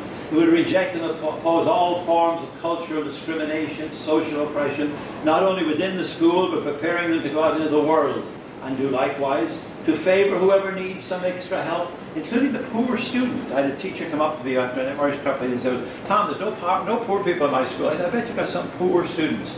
In other words, students who are struggling, a little behind, are not getting it. Hey, give them a bit of favor. Give them a bit of extra help. Go the extra mile. You do it so well, I'm sure. But in a sense, if we're following the heart of Jesus, then that should Groome well better be doing that. That's part of this charism. And it should be grounded there. The curriculum would have to include outreach and works of service, compassion, as integral to the curriculum. There's not just an add-on or an incidental or a nice thing to do. I think it should be integral to the whole curriculum. Those works of service and compassion, as I said, my beloved Teddy won't come to church with us, but he did, in fairness to him, since I kind of was bad, could be misheard as being negative this morning. But through much of this summer, he got up at 4:30 in the morning, I went down to Haley House, the Catholic Workers' Soup Kitchen, to help serve breakfast. So we were delighted with that, of course. And as I said earlier, the discipline should be restorative rather than simply punitive. Jesus had a tremendous emphasis on community, on welcoming all, kathoholos, to include all. At the best, that's what Catholic means, kathoholos, to welcome all. And in that sense, he was tremendously, I'm using the word adjectival, in an adjectival way, he's tremendously Catholic in his inclusivity. His outreach was tremendous. And the scholars say that rabbis going out looking for students was very rare. The rabbis waited for students to come to them. But he doesn't. He's out in the highways and the byways looking for people and inviting people, looking for disciples, and welcoming them in to participate in his mission. He's saying to Peter and Andrew when he first meets them, he says, let's go fish together, let's go catch people. Let's go catch people. He wants people to work with him. He's not a big overlord or lording it over them. He's kind of working with them, walking with them. He welcomes sinners, tax collectors, lepers, prostitutes, children. And it was unusual. Children in the world of the time were excluded. They had no rights whatsoever in the law. And so you can understand the disciples telling them, to the parents, to take those little kids away. Don't bring them to Jesus. And Jesus saying, no, let them come to me. They're the reign of God. In fact, if you people want to get into the reign of God, you better become a lot more childlike. Most amazing of all, I think, was his full inclusion of women among his core disciples. And it's very clear, the scholars have no doubt about it at this stage, that, and in fact Mark's Gospel on Luke and John, and all four Gospels, well, Matthew, Mark and Luke say explicitly, John says as well, that the women at the foot of the cross had come up from Galilee with him. Which if you take John's chronology means that they were with him for 3 years and were part of his inner circle. Fully included. Mary Magdalene becomes the first witness of Jesus, of the resurrection. She becomes the apostle to the apostles, the apostola apostolorum. He welcomed all to the table. This is Bolan Piasaki's wonderful rendition of the Last Supper, which I love. The women, the children, all gathered around the table. I think it was probably much more like that. I know Salvador Dali or Leonardo da Vinci took the photo, and we believed it ever since. But Da Vinci's rendering of it is totally contrary to Scripture. He has a whole bunch of these 12 Venetian noblemen sitting at the table, and the fish is on the table. But it was a Passover meal. It's night. It's daylight in that painting. Anyway. But it's interesting. I had a bishop, I have this in my office at Boston College, I had a bishop one day almost jump out, he did jump out of his chair when he dawned on him. He said, oh my God, the children, the women, they couldn't possibly be there. They weren't there. I said, well, it says the miracle of the loaves and fishes, there was 5,000 men there, not counting women and children. In other words, they often didn't count the women and children. So then I said to this good bishop, I said, Bishop, could you imagine a good Jewish son being in Jerusalem, of all places, for the Feast of Passover, and his mother is in town. We know that because she's at the foot of the cross the next day. Could you imagine a good Jewish son having a Passover meal and not inviting his mother? And could you imagine a good Jewish mother putting up with that kind of treatment? There's no way that, anyway, you're probably thinking heretical now, but I think they were there. They were all through his ministry. They were present at the table. I wouldn't have been present at that time. What would a Catholic community for a Catholic school, his commitment to community, what would it mean? It would mean to model an inclusive community, one that is truly kathoholos, as if all are welcome, regardless. You do this so well. I admire you for it. To be marked by a deep collaboration, of working together, helping all to do well, to exceed, to succeed, to have special commitments to human rights of women and all the oppressed, of whatever kind of oppression or victims. If we don't have that, then we're not a school of the Sacred Heart of Jesus. Teachers to have real care, real concern, as I'm sure you do, for the well-being of your students. Raise them up before God, and so on. Teacher is the servant leader. This is like one that I think is terribly important. There's 6 different times, in one way or another, that Jesus says to the disciples, don't lord it over people. Don't lord it over people. And yet, my church has lorded it over people for a couple of thousand years now. Maybe we'll eventually hear what he was talking about. But certainly, we are to be servant leaders in the very best sense of the term. And I'm sure you do that very, very well. Jesus as a consciousness-raising educator. Now, this one may surprise you a little. I'm rounding third here and heading for home. As a consciousness-raising educator, what I think he was, even as he taught his gospel, in Mark's gospel, at the very beginning, chapter 1, verse 21, says he taught with authority. And it's interesting to think about that, because in a sense he had no authority. He had no official authority. He was not an ordained rabbi. He was not an official member of the Sanhedrin. And yet there was something, the authority, I think, had to be the integrity of his own life and his living, of what he was preaching. It's interesting, he's accused of many different things, breaking the Sabbath, not keeping the dietary laws. He's never accused of hypocrisy, which is extraordinary given the radical gospel. Love your enemies, do good to those who hate you, go the extra mile. I mean, his authority, I think, had to be the integrity of his life. But it's very clear that even while he taught with authority, he also wanted people to think for themselves. And somebody who went to the trouble of counting it says that he asked questions over 300 times. They're not always direct questions. They're often a story he'll tell, and it's the posing of a question. It's inviting people to think. It's inviting people to reflect. Over 300 times, he asks people questions. Constantly invites people to look at and reflect critically upon their own everyday lives in the world. It constantly turns people to the ordinary and everyday. The reign of God is like, a man who went out to sow some seed. The reign of God is like people sorting fish. The reign of God is like a woman baking bread. Constantly turns people to look at the ordinary and everyday of their lives, but then to reflect on those lives, and often to reflect critically on those lives.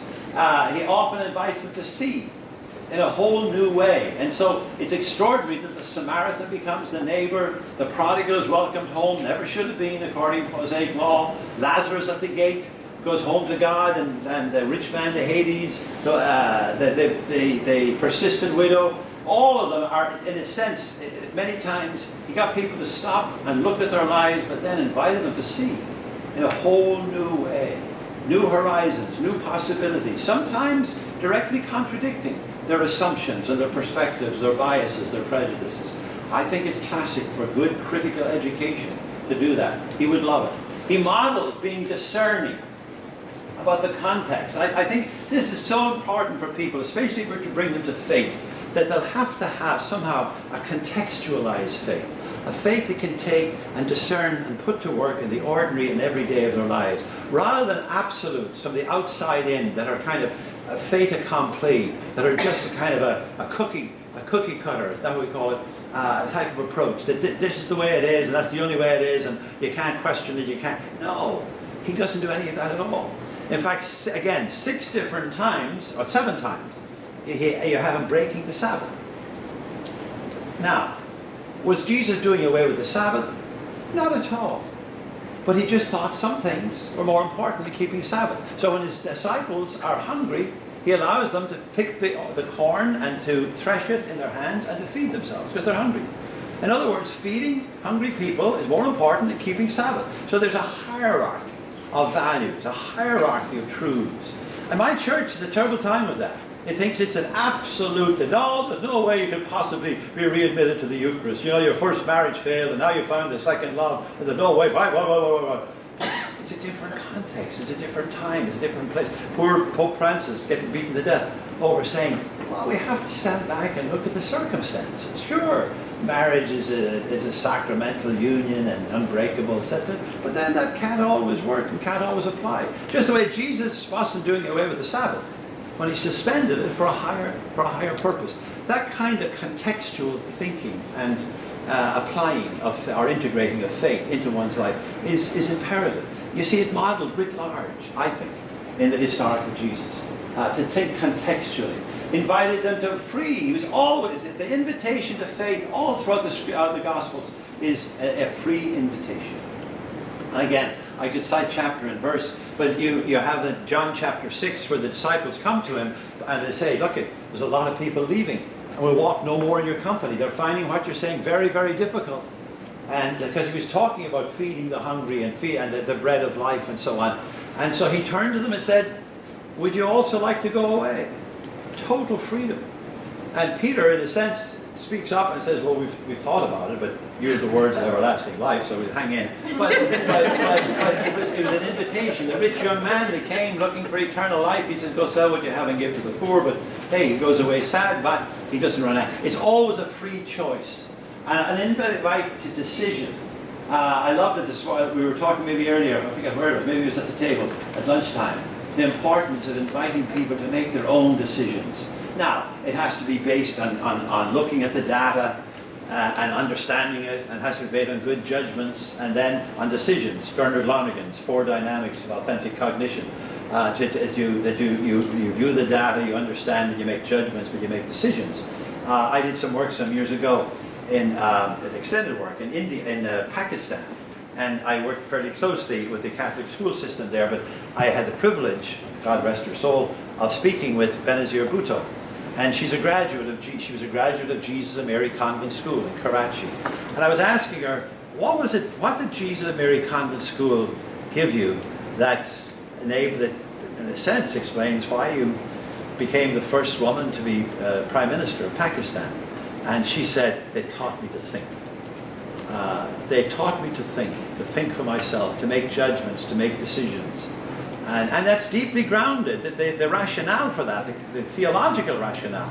I can tell you chapter and verse out of Aquinas and Augustine and all kinds of, that Catholic intellectual tradition I was talking about before lunch. So the imperative to invite people to make up their own minds about things rather than simply to repeat opinions about it. Consciousness raising Catholic Head School for a Catholic school. It will obviously engage the students as active learners. And you do this so very well, to speak their own word, to tell their own story, to understand and reflect with discernment, to see for themselves, to make judgment decisions, always with a responsibility, with a responsible ethic, to become critically aware of their culture and our context, and how to respond as change agents rather than simply fitting them into the status quo, preparing them for Wall Street or wherever. I was saying it at lunchtime, it was a lovely conversation, the need, in a sense, we need the immanent and the transcendent. We have to honor both. And my phrase for that is we need to prepare people to make a living, but also to have a life. And so it's not that we won't prepare them to go in and succeed on Wall Street, but they won't simply be colonized by that. They won't be simply absorbed by that. They'll also be critical voices in the midst of that, and showing how good business should be serving the common good of society, rather than simply making an awful lot of people awfully wealthy. That can't be the only purpose of the business world or something. So that it prepares them both to make a living, but also to have a life, to engage in the midst of the world, but also to have a certain critique of it, and a critical perspective on it, rather than simply being absorbed by it and becoming tools or instruments within it. I don't think we can prepare them simply to fit in to the status quo. In many ways, we should prepare them to revolutionize it. To become good citizens who work for the common good of all, to heighten their social consciousness about how to put faith to work in the public realm. Even though they may never use the language of faith, but how do they take it and put it to work in the ordinary and everyday of their lives?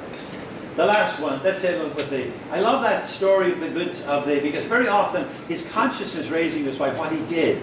And the one in Luke chapter 13 of the woman bent over for 18 years is one of the few times normally a person comes to him, like the blind Bartimaeus, Lord, that I may see, the woman with the hemorrhage, and they make the request. But sometimes, and especially with women, he would reach out to them because he would know that in the culture of the time they might not approach him. And this poor woman certainly would not have approached him. It said that she'd been bent over for 18 years, which would have meant that he, by touching her, is defiled. And also, to add fuel to the fire, it was on the Sabbath. But it's when he goes over and he lifts her up. The text says that he lifts her up. You can imagine her coming up. She spent 18 years where she could see nothing but the shoes or the sandals that people were wearing. And now suddenly to take her and raise her up, and of course does it on the Sabbath. It's one of the most revolutionary things that you find in the scriptures. Tragically, sadly, it's not in the common lectionary. Luke 13, it should be. Hopefully they're revising the lectionary and they'll put it in the next time that we hear it on Sunday. Perhaps hear a good sermon about it. Wouldn't that be grand? But it's just a wonderful, my point is that sometimes his consciousness raising was not just by what he said, but by what he did as well. Jesus and care of soul. This is the last one. For Jesus, care of soul means to put God first in your life. That all false gods enslaved. And it's why he kept coming back to the first commandment. The first commandment is first because it says it all. And of course, Exodus chapter 20, verse 1 and 2 are key. I am the Lord your God who brought you out of Egypt, that place of slavery.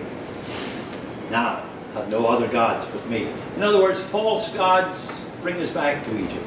And the false god can be fame, fortune, power, pleasure. I think one of the crucial roles of Catholic education is to help young people to figure out who's going to be the God of their life. I think it's the best service we could possibly render them. Because he is this diatribe against false gods. Only because false gods enslave us. The false god brings us back metaphorically to Egypt. He says, worship the Lord and serve only the Lord your God. You cannot serve God and mammon. We need to choose. And I think he was himself sustained by his spirituality, by his own spiritual practices. There's reports of him praying 30 different times. He kept Sabbath. That Sabbath day when he went into the synagogue at Nazareth, in Luke chapter 4, it says that as was his custom, he urged his community disciples to continue worshiping in his name, etc. So he was obviously actively practiced his faith. What does the care of soul for Catholic schools mean? It means helping young people, I think, to choose God as the God of their lives, the one who empowers, the one who will set them free, to not worship the false gods. If we can dissuade them of the false gods, I think we've done an enormous service. Encourage and nurture their personal relationship with God as to a loving parent, regardless of what tradition they come from, or what their own faith confession might be. Teach practice of prayer, and I think encourage worship, participation, and community. I'm delighted we've got such a beautiful chapel here at Sacred Heart Greenwich, and I'm sure you use it, and use it well, and use it often. It should be here. It would be the poorer without it, for sure. And teach practice of prayer. Encourage worship, participation in faith community, perhaps. Offer school-wide opportunities for prayer, for spiritual practices, maybe retreats, feast days. I'm sure your campus ministry office does all of this and does it very well. Expose them to the spiritual wisdom of other religious traditions, especially as they come up through the grades. I think that's a great richness that is there we should give access to. Constantly invite students to integrate themselves, to into their life.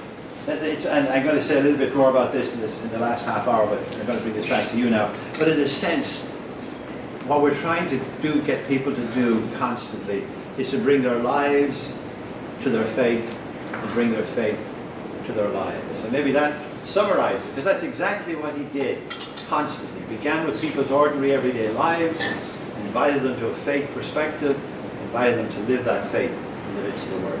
Okay, Catholic schools for education. I think I said enough about this already to educate for hope, and I think we can skip that. Let me bring you back to the conversation.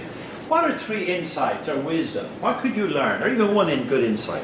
So if this be somewhat of a cursory, hasty, distracted, disheveled version of Jesus the teacher, but even as you stand back and look and imagine him teaching, which, as I said, was his typical description of his ministry, to teach, what could you learn from? Pick one thing, maybe 2, would be extraordinary, that you might learn from, and how he went about being an educator, a teacher.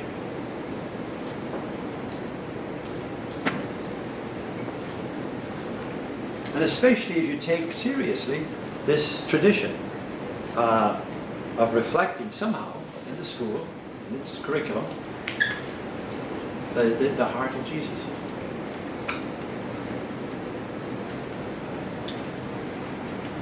The heart of Jesus the Christ is the defining center of Sacred Heart Greenwich. I'm sure it is. But are there ways you can imagine doing that more deliberately, more self-consciously, more effectively, and without using pious language or all the time, God knows, or anything else, but operationally, how do you allow the heart of Jesus to be the inspiration of this school? If the heart of Jesus is somewhat along the lines that I've outlined for you.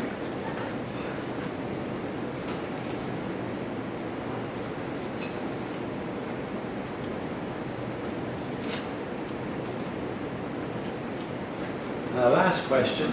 What will be implications for the curriculum of the school? But then, I'm going on to the next section with this one. But yeah, what will be some of the implications for the curriculum of the school? All right. Why don't you turn to the neighbor? Maybe take a little leg break again. You're here about an hour. I know time flies. You're having fun, but maybe take a stretch. Ask the neighbor to stretch with you 5 minutes so we'll regather and hear what wisdom. I'd love to hear just some of your own wisdom that's emerging for you, something you're going to take with you, perhaps and put to work. Something the neighbor said, and you thought yourself. Thank you. Again, speaking for Steph. Our takeaway is that he meets his students where they are. So meet them where they are rather than have them come get us. Yeah. Which could be that could cover a lot of bases, and satiating everybody's thirst. And welcomed all to the table. And the scholars say now it's one of the reasons the start they plotted to kill him. Because why was he killed? Now, for the Christ of faith, we said, well, he died to save us from our sins and liberate us in God's grace. But historically, why? What prompted him to be killed? It was probably there's serious scripture scholarship now say that it was the inclusivity of his table fellowship, the people he was eating with. And you see it, if you look at Mark's Gospel, it's chapter 1 verses 22 verses 8 or 9, it says they began to complain about they were eating with prostitutes and tax collectors and sinners. And then about 12 verses later, it says they went out and began to plot to kill him. And it probably was what got him killed. The inclusivity, that wealth. Yeah, extraordinary. Give us another one. A good insight, a comment, something to take away. We were thinking about education is a work in progress, not only for the students. As good a teacher as Jesus was, he didn't always have everybody hopping on the bandwagon right away. No. And sometimes they just totally misunderstood. And also, for Jesus himself, as you mentioned with the Syrophoenician woman, it was a work in progress for him also as a teacher, that he had to learn. Yeah. And I think that's a two-way street for us as educators. Well, great point. And it's an obvious point, but they killed him. If you really teach this well this way, it's I don't think I want to do it perfectly or completely, because you can get yourself crucified. Yeah. No, it was the stuff he did and how he did it was extraordinary, especially in the context and the culture of the time. Other reflections, takeaways, insights emerging? Somebody else, give us a gift. Yourself, Bill. We were talking about Jesus as... a little louder. Sorry, we were talking about Jesus as kind of modeling, reaching out across lines to others who are different than us, who look different, who have different political views, different sexual orientations, different color of skin, different religion, whatever that might be, that those differences, he was not afraid to reach out and embrace those that are different than he is. Even embracing lepers, which would have been the ultimate embrace, really. Yeah. Let me push on. We got just about 15, 20 minutes left, and then I'm standing between you and cocktail hour. There's no way I want to do that, Mary. No, I don't care how much you pay me. I'm not going to do that. I want to spend just about 5 minutes, 10 minutes on the question of how about religious ed? Now, this is my alleged expertise, so here I've kept it to the very end. Within the school, and especially with increasingly diverse faculty, diverse staff, diverse student population.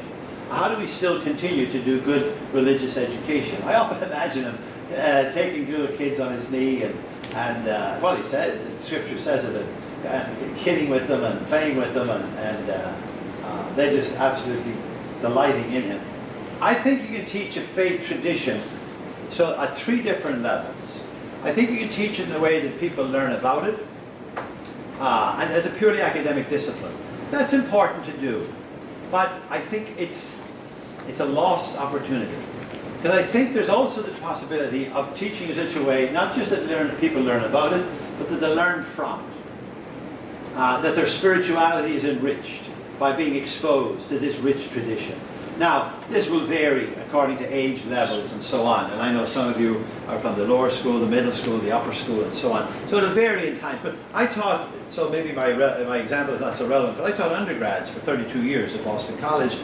And I taught a course called Catholicism, and not being pretentious, but it became a very popular course on campus. And I would have kids, I would say no more than 50% of that course would be from Catholic traditions. And then there were kids from other traditions, Muslim, Buddhist, Hindu, Jewish, Protestant, all kinds, stripes and traditions of Christianity. And I would say to them at the beginning of the course, I said, when I asked them to identify, they'd write out a paper, they filled out forms and all this kind of stuff. But I'd say, I want the Muslims in this course to become better Muslims.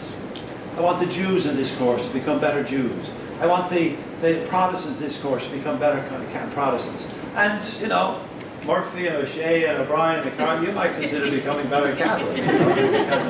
But and I tried to teach then in a way that they wouldn't just learn about it, but they'd learn from it. And be enriched by it. And I think there is a pedagogy that can help us do that.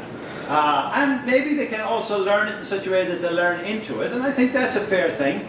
That at least for Catholic students in our schools, that we would offer them the opportunity to perhaps, by their own volition and choice, to embrace it as their identity and faith.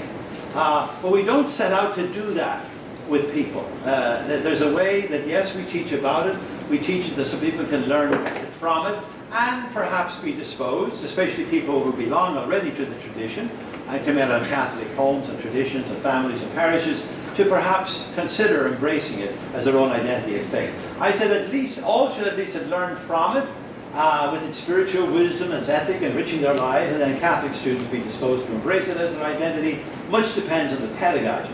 And I think we can learn a lot from Jesus. Now this is where I'm going to summarize, because, and it's going to say a lot, he had this consistent pedagogy that he brought, and I've said a little about it already, but I recognize kind of 5 pedagogical moves in his approach to teaching.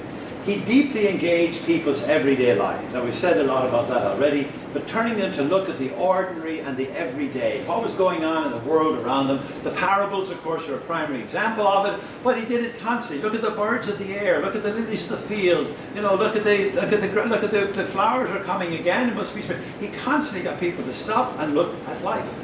And I think that's imperative for religious education especially, but I think all of our disciplines could you mightn't always do it this way, but you certainly part of your curriculum with people should be to their own reality. As Paulo Freire would say, getting people to stop, to look at, to name and reflect upon their own realidad, their own reality in the world. I was privileged to work with Freire and be influenced by him, privileged to teach with him on 2 occasions. He's been in many ways my primary mentor by way of pedagogy, Paulo Freire, the great Brazilian educator.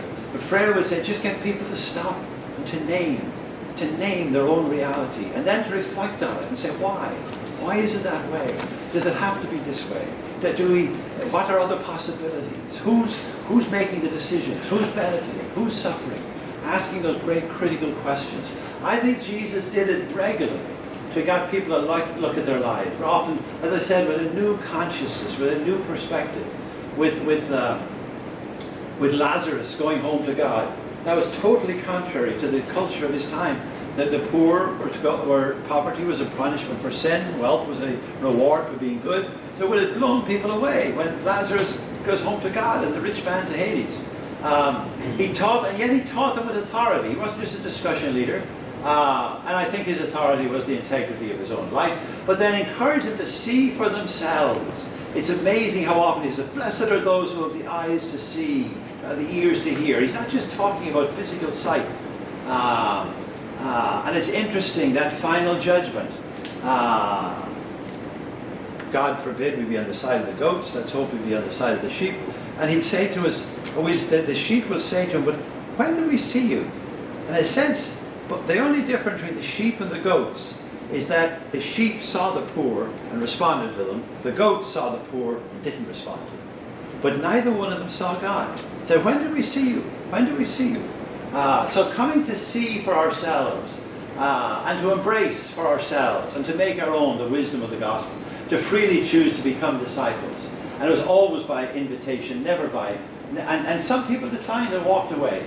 His pedagogy basically was beginning with people's lives, bringing it to a faith tradition, inviting them to bring it back to life, from life to faith to life. The greatest example of it is all through the script, the parables especially, but it's on the road to Emmaus. And I just want to close out with this reflection. I have other overheads here where I give outlines of classes I've taught recently and all that, but I think this will be more fruitful. It's an extraordinary text. It's in Luke chapter 24, verses 13 to 35, someplace in there. But just watch him as I walk through it with you. Watch him at work, the pedagogue, and how he did it. And I think how we teach our faith should go this way. I think social studies and history and all kinds of other disciplines of learning can go this way as well, and maybe even the core sciences, the chemistry and physics and what have you. But he began, it said that the text says that very same day, so it's Easter Sunday morning, two of the disciples, are making their way to a village named Emmaus, about 7 miles distant from Jerusalem, discussing as they went along all that had happened. And you can imagine these two traumatized disciples coming staggering out of Jerusalem. Their beloved Jesus has suffered this horrendous death. Crucifixion was the worst possible form of execution in the world of that time or the world of any time. The suffering that was involved in crucifixion. And here they thought he was their Messiah and Lord. They would come to, and now he's killed and he's dreadfully destroyed. And it says, in the midst of their lively exchange, Jesus himself approaches and begins to walk along with them. And Pope Francis now talks about this as accompaniment, that you join their company and walk along with them. And the text says, but for some reason they're restrained from recognizing it. They don't recognize the risen Christ in their midst. Now, the scripture scholars have spilled buckets of ink on trying to figure out why didn't they recognize him.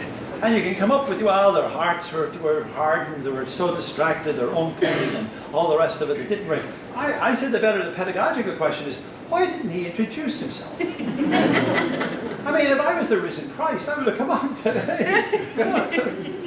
He never tells them what to see, but waits for them to come to see for themselves.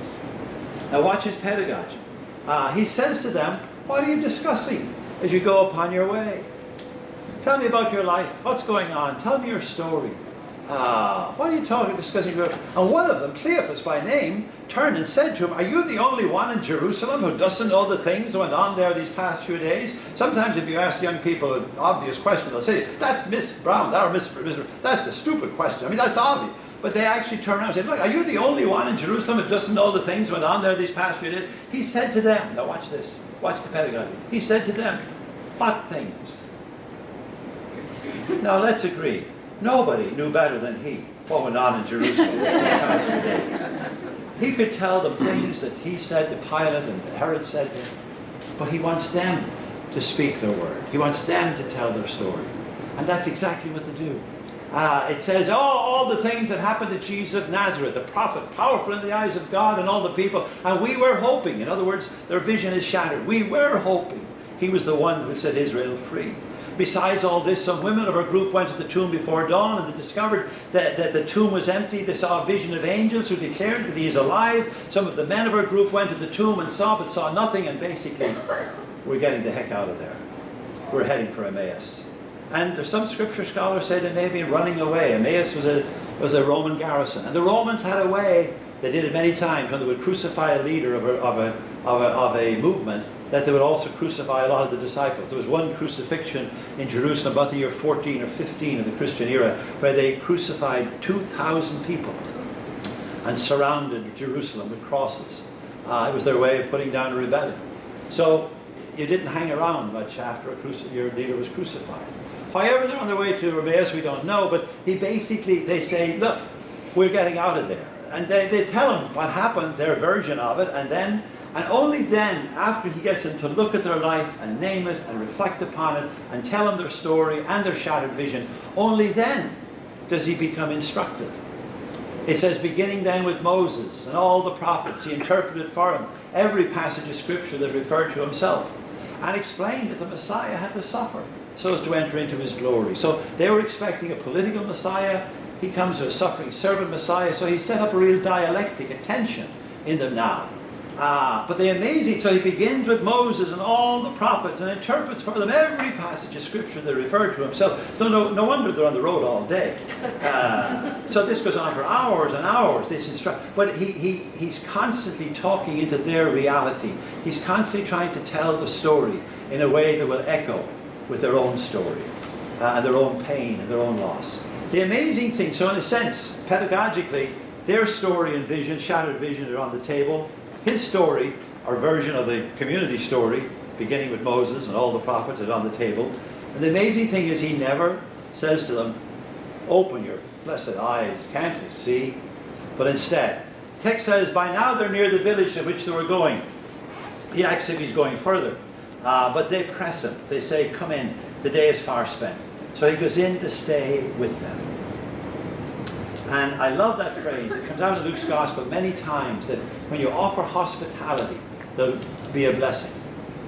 Luke is a favorite theme, both in Luke and in Acts of the Apostles as well. To give hospitality will bring a blessing. So they offer him the hospitality. He goes in to stay with them. And now he's still a teacher. He's still taking initiative, because it would have been unusual for a visitor in the world in a Jewish household of the time to take the initiative. But now it says in the text that he took the bread. And it's the exact same 4 verbs as at the Last Supper. He says he took it, he blessed it, he broke it, he gave it with the bread. And it says with that, their eyes were opened and they recognized him. And the Greek word there is epigenoskine, which means they were deeply bonded with him. It wasn't just they said, oh, it's yourself, sorry, didn't recognize you. No, they were bonded with him. They knew him in what the poet Yeats would call the marrow bone of their lives. They knew him. And you say, how did they come to know him? In the breaking of the bread. I mean, it was the bread of Eucharist, we say, but it's also the bread of friendship, the bread of care, the bread of outreach, the bread of concern. It's all the ways that you break bread with your students. And in many ways, that's when they'll come to see for themselves, in ways that you're telling them may never be as effective. But when you share the bread with them, when you share your friendship, your care, your love, your concern, that's when they'll come to see for themselves. That's when they're most likely to come to see for themselves. Whereupon he vanished from their sight. My students often ask me, Professor, well, the great question is, did this ever happen? I always say, yes, regularly. It should happen regularly.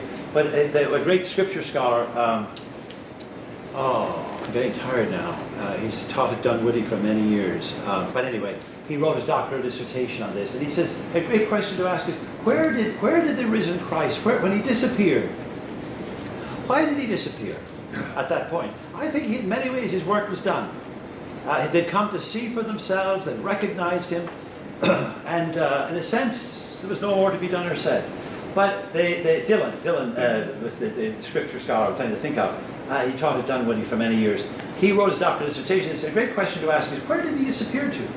And Dylan says the best answer is he disappeared into them, into us, into the body of Christ. That this is where he is now. Whereupon he vanishes from their sight. And they get up and they said, oh, weren't our hearts burning inside of us? In a sense, that's what we have to try to do with this beloved tradition, is to give people access to it in ways that make their hearts burn.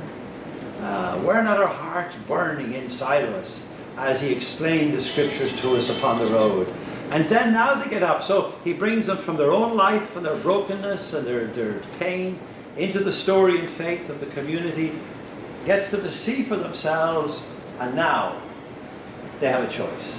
And they make the choice to return. So they get up immediately and return to Jerusalem to go back into the Christian community there. In other words, they re-engage the life of faith. He brings them from their life to the faith tradition and invites them to bring the faith tradition back to their life. I think that's how to teach our faith within these kind of contexts, because that moment of allowing people to see for themselves, it doesn't violate. It encourages people to say, I don't believe this. I can't understand this. This doesn't make any sense to me. They have to have that kind of freedom. He never tells them what to see, but brings them to see for themselves. And I suppose and then whatever they see, but they see ways to be more faithful perhaps to their Muslim identity, to their Jewish identity, or whatever it might be. They'll come to make it their own, see for themselves. That's when they're likely to make decisions out of it. As the 2 disciples do, they return to Jerusalem. It's interesting, the Jerusalem Bible translation, I use a number of translations and I go from one to the other, but the Jerusalem Bible translation of the end of the stories, it says that they go into Jerusalem, the community of Jerusalem, and they're greeted with, the Lord has been raised, it is true. He has appeared to Simon. So that was kind of official. Peter has seen him. So everybody, why didn't they believe the women? They came from the tomb. Okay. We've made such progress in the last 2,000 years. But then it says, but I love how the Jerusalem Bible translation ends it. It says, and then they told their story of what had happened on the road, very important, and how they came to know him in the breaking of the bread. And as I said, the bread is the bread of life. It's the bread of friendship. It's the bread that you break with your students every day. It's an extraordinary text. That was my teaching of the used to be. Okay, what are your best hopes for nurturing faith among your students? Faith in themselves, in others, in God, perhaps? How can you renew the sacred heart of Jesus in your own vocation with the heart of Jesus? Maybe, I'll leave that at the end. Oh, that's an old Celtic word. Let me just say, we got 4 or 5 minutes left.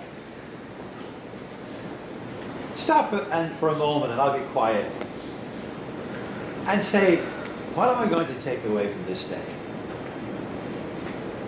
What am I going to take away that'll, as we start this great new school year, be a resource, get me up and running, sustain me along the way, maybe, something that you'll take and put to work in your own vocation. What would it be? Write it down. I would encourage you to write it in that lovely notebook that Marion gave us. Write it down. Most important note you'll take by far today. What you going to do?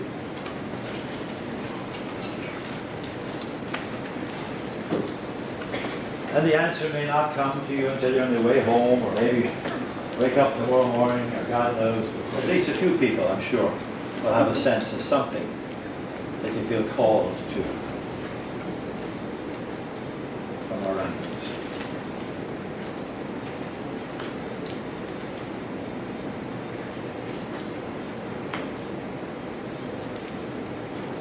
Maybe you can tell the neighbor over the cocktail, but for now, let's hear 3 or 4 voices.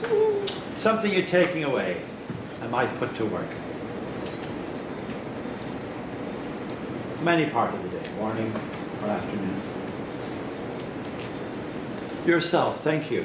Maybe, would you mind rising? We'll hear you better. Be more like Jesus. Sorry. Be more like Jesus. Hey, not a bad idea. You could get crucified, but... Let me see if there's a new hand. A new hand we haven't heard from. There's one there. Yourself. To continue to learn from and into, and not just about that. Yeah. Learning about it, but we can do much more. Yeah, it's a great one. Yourself, sir. Or ma'am. Yes. I think there's something really special about the way you modeled the conversation today, and just talk to us in like a real manner. I think that you touched a little bit or alluded to that the church isn't perfect, but there's so many beautiful things that can be taken from it, and I just think modeling that kind of way of talking helps us, or helps me think about how I want to have those conversations with our students, and I just think that that's something I'm going to carry with us. Thank you. Thank you, that's lovely. Thank you. I try a little, not always, to practice what I preach.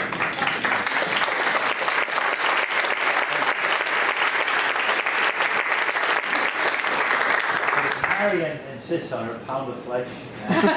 2 minutes. So. Can we leave it at that? Yes, we can. All right, we'll leave it at that. We got.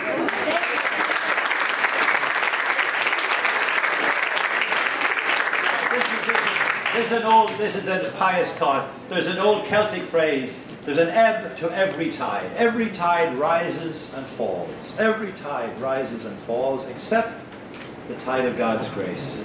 So bring that with you and be confident of that as you go into this new year. That God's grace is at high tide in all of your lives. It will take and engage you as an instrument of God's grace, but just simply know for sure that it's always at high tide. Thank you.